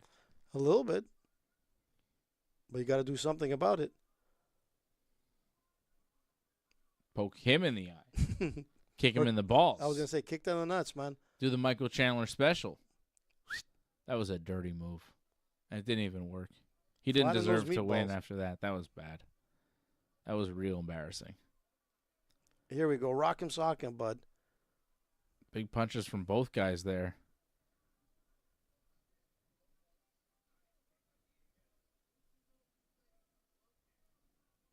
Diego Lopes. 2 minutes to finish the job here. He may be on his way to losing a decision, maybe on his way to winning a decision, maybe on his way to a draw. I don't think it's really clear right now. It's been a close fight. But when the live odds have Volkanovski as the favorite, it makes me think that he is winning this fight on the scorecards, and maybe our scores are wrong. We'll see. I mean, this fifth round is like impossible to score. I have no idea who's winning this round. yeah, I it's have hard. no idea who's winning this round. No one's done anything here. There's Lopes landing a couple left hands. I mean, Somebody gets dropped here, you'll take the round, but yep. they need to do something. Oh. He's Lopes saying, telling let's him go. to bring it. He's like, come on, bring it. Oh, the crowd getting rowdy, going to their feet. Lopes going crazy. Lopes is like, Standing like, bring it. he's circling around Volk. Oof. Oh, nice left hand from Lopes. Lopes flexing and yelling at Volkanovski as he pushes forward. Oh. And Volk looking for a trip, but Lopes defended You it. got 20 seconds, bud. Let's go, guys. But Volk is circling around. Just circling. Yeah, 20 seconds left, and they just circle. They circle for the he final 20 seconds. He doesn't want to. Volk is running away. He's circling away, running away from Lopes. Oh, man, that was crazy. Lopes lands a few punches as the round ends. It's a tough one to call, man. But I don't know who even won that fifth round. That's what I'm saying. The fifth was like, I would give it to Lopes because Volk was running too much. yeah. Well, that's the thing. Maybe he realized that he's winning. He was running too much. I didn't like that running at the end from Volk, but man, Volk may have won 4 out of 5 rounds in this fight. I have no idea. Volk maybe won round 1, 3, 4, and 5, but Lopes may have won 2, 3, 4, and 5. That's what I'm thinking. I think round 1 was Volk's. Round 2 was Lopes. Yeah. Round 3, 4, 5 was like anybody's round. Yeah. I think it should be a draw. I think you should call round 3, 4, and 5 draw rounds, and round 1 for Volk and round 2 for Lopes. This fight is a draw. It was not the best fight. It was not the most exciting fight. I think in retrospect, UFC 314 will be remembered for the crowning of Paddy the Baddy beating the shit out of Michael Chandler. That's what this pay-per-view was about. This fight wasn't the best. But it was okay. Yeah, but it was. I don't like fights It where kept it's us like, on. It kept us on the edge. Yeah, there's but no doubt about it. I don't like fights where there's not a ton of action. You know, there's some, but not like a ton. And then in the end, you go, oh man, there's so many rounds where I don't even know who won. Like I want to know. I want somebody to win a round convincingly. If it's gonna go to the judges, like at least give me 2 rounds. At least give me 4 out of the 5 rounds. Right. Where you go, okay, this guy won 2, this guy won 2, and this round was kind of up in the air. That's not what we had here. What we had here was this guy won 1, this guy won the other, and then these 3 was like anybody's round. Look, So if I scored, I don't like that. I thought Lopes won 2nd. He won the 3rd. And the I think fifth? he won the 4th, but the 5th man was like could have been either or. I don't know. I think they're going to give it to Volk. I don't know, man. I don't know. I mean, Doug Hepburn says it should be a draw. DJ Bourne thinks it should be a draw. I think those guys are right. I man. don't know. But then if there's a draw, there's still no featherweight champion. It remains vacant. There you go. Let's hear. And then maybe Dana will just choose 2 other guys to fight for the belt instead. Okay, here we go. Buffer scorecard. 48-47. 49-46. 49-46. Unanimous decision. Volkanovski.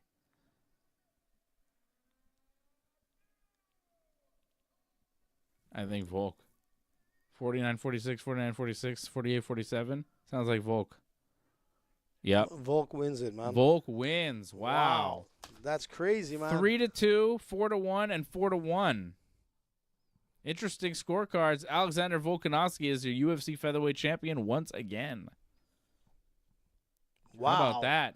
Volk drops to his knees in celebration. Well, everybody liked it, man. Like, it was a good card, man. Yeah, it was a good And you card. get to see Volk coming back. So Champion again. the old guy came back, and he's there. Yeah, Wow, Lopes. I'm not mad at that decision because a bunch of those rounds were real wishy-washy. I think that's fine. Volk wins. Good for him. I like Volk. Oh, look who's there. Israel. And Usman.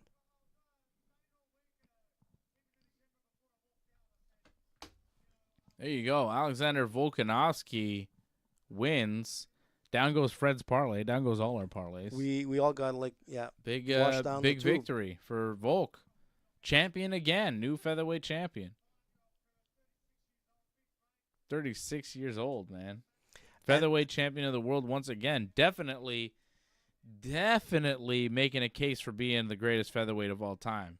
So you can't have that conversation without him. No. It's not like you could before this fight, but now with this win, pushing his case even further, you get another win, maybe you start defending the belt a couple more times. I mean, And he's when it's above all Aldo. said and done, he may be the greatest featherweight ever. Winning the belt here at this point, at this stage in his career, was massive. Well, it makes Good for him. It reminds you who Volk was, man, and who he is today. And Yeah. look, it wasn't like the most spectacular fight for him, but he survived, and he was enough. He did enough to win. Exactly. He did enough But- to win. Like, I don't necessarily agree with the decision, but I'm not mad at it, and I applaud Volk for his effort. He did enough to win. Yeah. I think they both did enough to win. And the thing is that, like, now, does, like, Lopes fight Yair, which I think might happen? Yair won, though. That's what I'm saying. But Yair's getting a title shot against Chandler. That's what he was saying. He's going to get, or against, I don't know, he was told he would get a title shot in Guadalajara, which is where he's from, against Volk, but, like, I think that was maybe if the fight was against Lopes, because I don't know if Volk goes to Mexico to fight Yair. He might. he might. He might. He might. But I think it'd be a bigger draw with Volk. Obviously, he's the champ. But to see Lopes and Yair fight, I'd want to see that. Let's hear what he says. So Diego Lopes being interviewed now.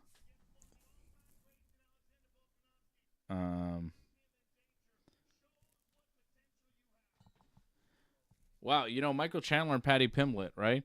The first round. Mm-hmm. A lot of people scored for Chandler. The judges, 2 out of 3 judges scored the first round for Michael Chandler. And then they were scoring the second round for Paddy Pimblett unanimously. 110-8 scored it for Pimblett. But 2 out of 3 judges scored the first round for Chandler. Yeah. And then in the third round, of course, Paddy finished Michael Chandler, so it doesn't really matter. Nevertheless, Yair Rodriguez, Patricio, Pitbull, all 3 judges given all 3 rounds to Yair Rodriguez. I'm eager to see the scorecard for this one, and I think we're going to hang on and stay with you until we can get the scorecard for this one, because I want to know how the judges scored it. He's like not happy at all. 48-47 on one scorecard, and then 49-46 on the 2 others. That's 4-1. Which one did they give? Did they give him the second? Because if they didn't give him the second, I wonder what's going on in the scorecards. Because I'm when you surprised. drop him in the second round, I feel like that's enough to give you the round. And here it is, as we talk about it. Here is the official scorecard. Here is Derek Cleary's scorecard. He scored the first round Volk, second round Lopes, okay, third round Volk, fourth round Lopes, fifth round Volk. Wow. So he scores at 48-47, 3-2. And I thought the third went to Lopes. 3-2 for Volk, okay. Sal D'Amato scoring at 49-46, 4 rounds to 1 for Volkanovski, scoring all 4 rounds except for the second round. All rounds except for round 2 where Volk got dropped. Mm-hmm. And here, Chris Lee didn't give Lopes the second round where he dropped Volkanovski. Doesn't make sense. Gave that round to Volkanovski still. Round 1, 2, 3, and 5 go to Volkanovski. He gives Lopes round 4. Mm-hmm. Where I said that. So 2 out of the 3 judges gave Lopes round 4, and 2 out of the 3 judges gave Lopes round 2. Yeah, it's weird. Like, that was pretty clear that he won the second with the drop.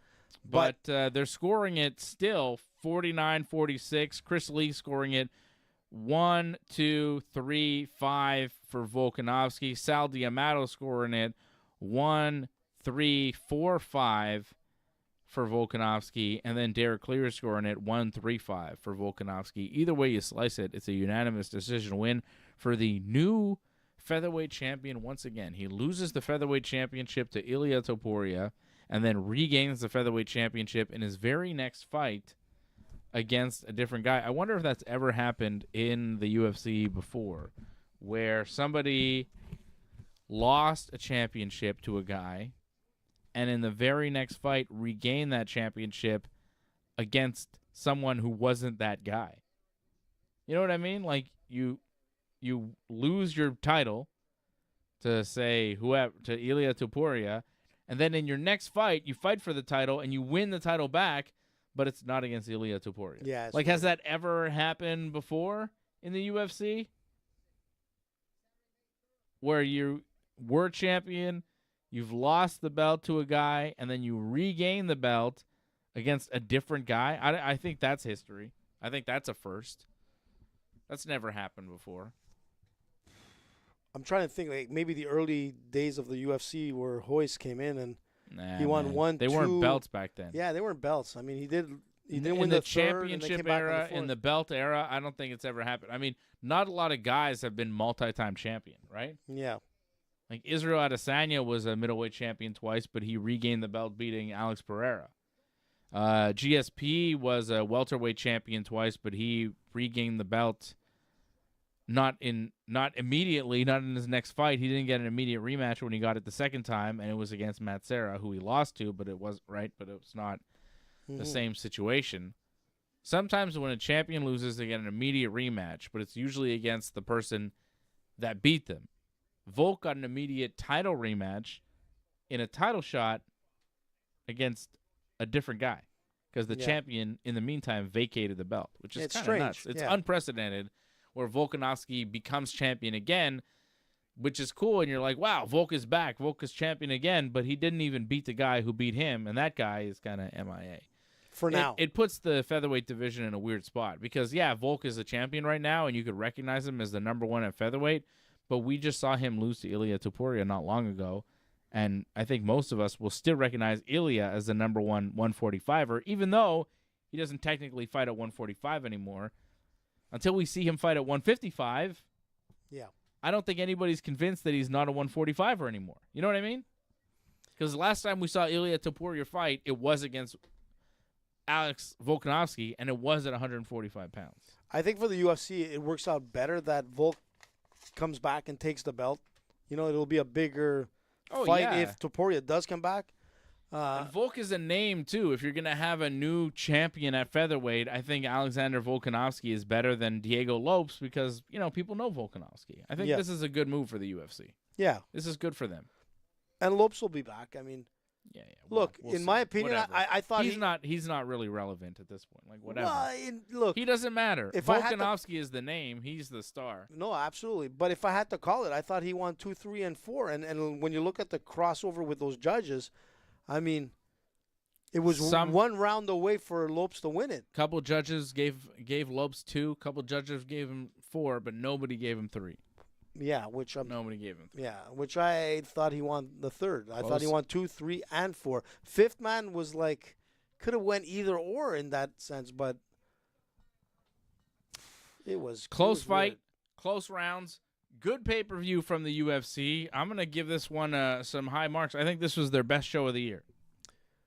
Yeah, I think it was. Yeah. I think Miami was definitely a big winner. And this was the best UFC pay-per-view of 2025. It was a packed house, great fights. Let's see. Great finishes. What do we have so far? UFC, 311 was the first one. That was Islam and Moicano. Like, come on. That was not good. That was not a great pay-per-view because Islam Moicano, how was that a main event, right? It was supposed to be Tsarukian. UFC 312 was Dreykus and Strickland. That fight totally sucked. And Zhang Weili Suarez, that sucked too. Mm-hmm. UFC 312 was garbage. UFC 313, also not great. That Magomed and Pereira fight was kind of a snoozer. Gaethje Fizzy was good, but the rest of it was a pretty mid, opening card. Nobody really of note. UFC 314, the show that we saw tonight, was, I would say, by far it was a winner. The best UFC pay-per-view of the year, both on paper and, in practice. Yeah. When we saw the whole thing play out, we saw some great fights. We saw Dominick Reyes knock out Nikita Krylov in the first round. We saw Gian Silva submit Bryce Mitchell, choke him unconscious. We saw Yair Rodriguez and Patricio have a decent fight that went to decision. We saw Paddy, Pimblett, and Michael Chandler have fight of the night, and Chandler got finished in the third round. And then we had Volkanovski and Diego Lopes in a very close title fight in the main event. I thought this was the best pay-per-view of the year for the UFC. It's a solid 8 out of 10 for me. Yeah, I agree with you. And if you look at the prelims that were pretty exciting all the way to the main card. Yeah, prelims were good too. Yeah, this delivered. I mean, everything. Jim Miller on the prelims Jim is Miller, always fun. Yeah, Chase Hooper, man. That was a great fight. I mean, you're looking at old school and new school, and he was there was amazing grappling that went on. If you're looking at something a lot different than the traditional, submissions and whatnot. The Verna Jandaroba Yan Jianan was a really good fight too. Yan Jianan almost had her arm broken 3-4 times. Her arm's definitely hurting now. She escaped some arm bars, by the skin of her teeth. It was very, very impressive stuff. That was a good fight. Verna Jandaroba puts herself in a really nice position for a title shot against Zhang Weili. I think Verna's probably next up against Zhang Weili at 115 pounds, so that was a big one. What are you pointing at? I'm looking at round 2. They're showing us significant strikes, 134 to 67 total. And round 2, Volk 23, Lopes 13, which is surprising. And even the 5th round was a bit weird, that much of a difference. But wasn't it the 4th round where he was beating the shit out of Volkanovski? And it's 32-16 in favor of Volkanovski, which is really surprising. And the fact that only 2 out of the 3 judges gave the 4th round to Lopes, I think all 3 judges should have gave the 4th round to Lopes. I thought Lopes won 2 and 4. I thought he won the 3rd. And Volk won 1.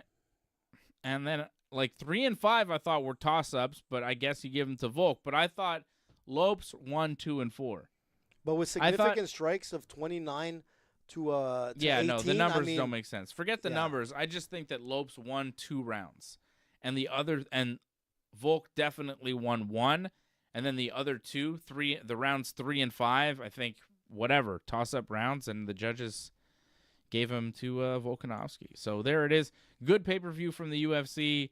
Who's next for Volkanovski? Probably Yair Rodriguez. We've got answers there.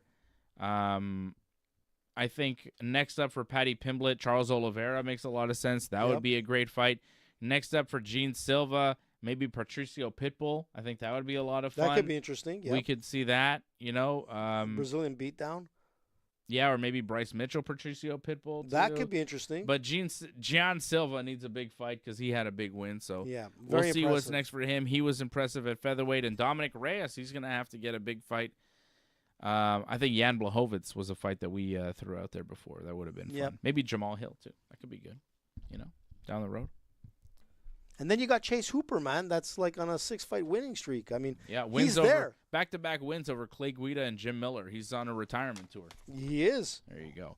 And that's UFC 314. I want to thank everybody for joining us here tonight. Big shout out to Doug Hepburn. You're the Super Chat leader of the night. Shout out to our members, Patrick C. Hamilton out in Saskatchewan. Thank you for joining us, Patrick, Angelo, Antoinette, and all the other members supporting us over at join.ringsidereport.net, donate.ringsidereport.net, and membership.ringsidereport.net if you want to support the channel, or just like and subscribe. Like this video, subscribe to the channel, and that's a great way to do it. Thank you to everybody joining us. Thank you to AJ for being so cool with his cool hat. And thanks to me for being me. Okay, we'll see you again real soon. WrestleMania week on the Ringside Report Network coming up. AJ, Fred, and I will be back Thursday night for Ringside Report MMA, and then Pro Wrestling takes over Friday, Saturday, and Sunday next weekend. It's WrestleMania 41 live in Las Vegas right here on the Ringside Report Network. Thanks for sticking with us to the end. We would really appreciate it if you could help us spread the word. Please share this episode on whichever social media platform you use. Add a comment below and consider reviewing us on Apple Podcasts. We are an audience-supported network, so consider becoming a recurring supporter at membership.ringsidereport.net. Check out our website at Ringside Report.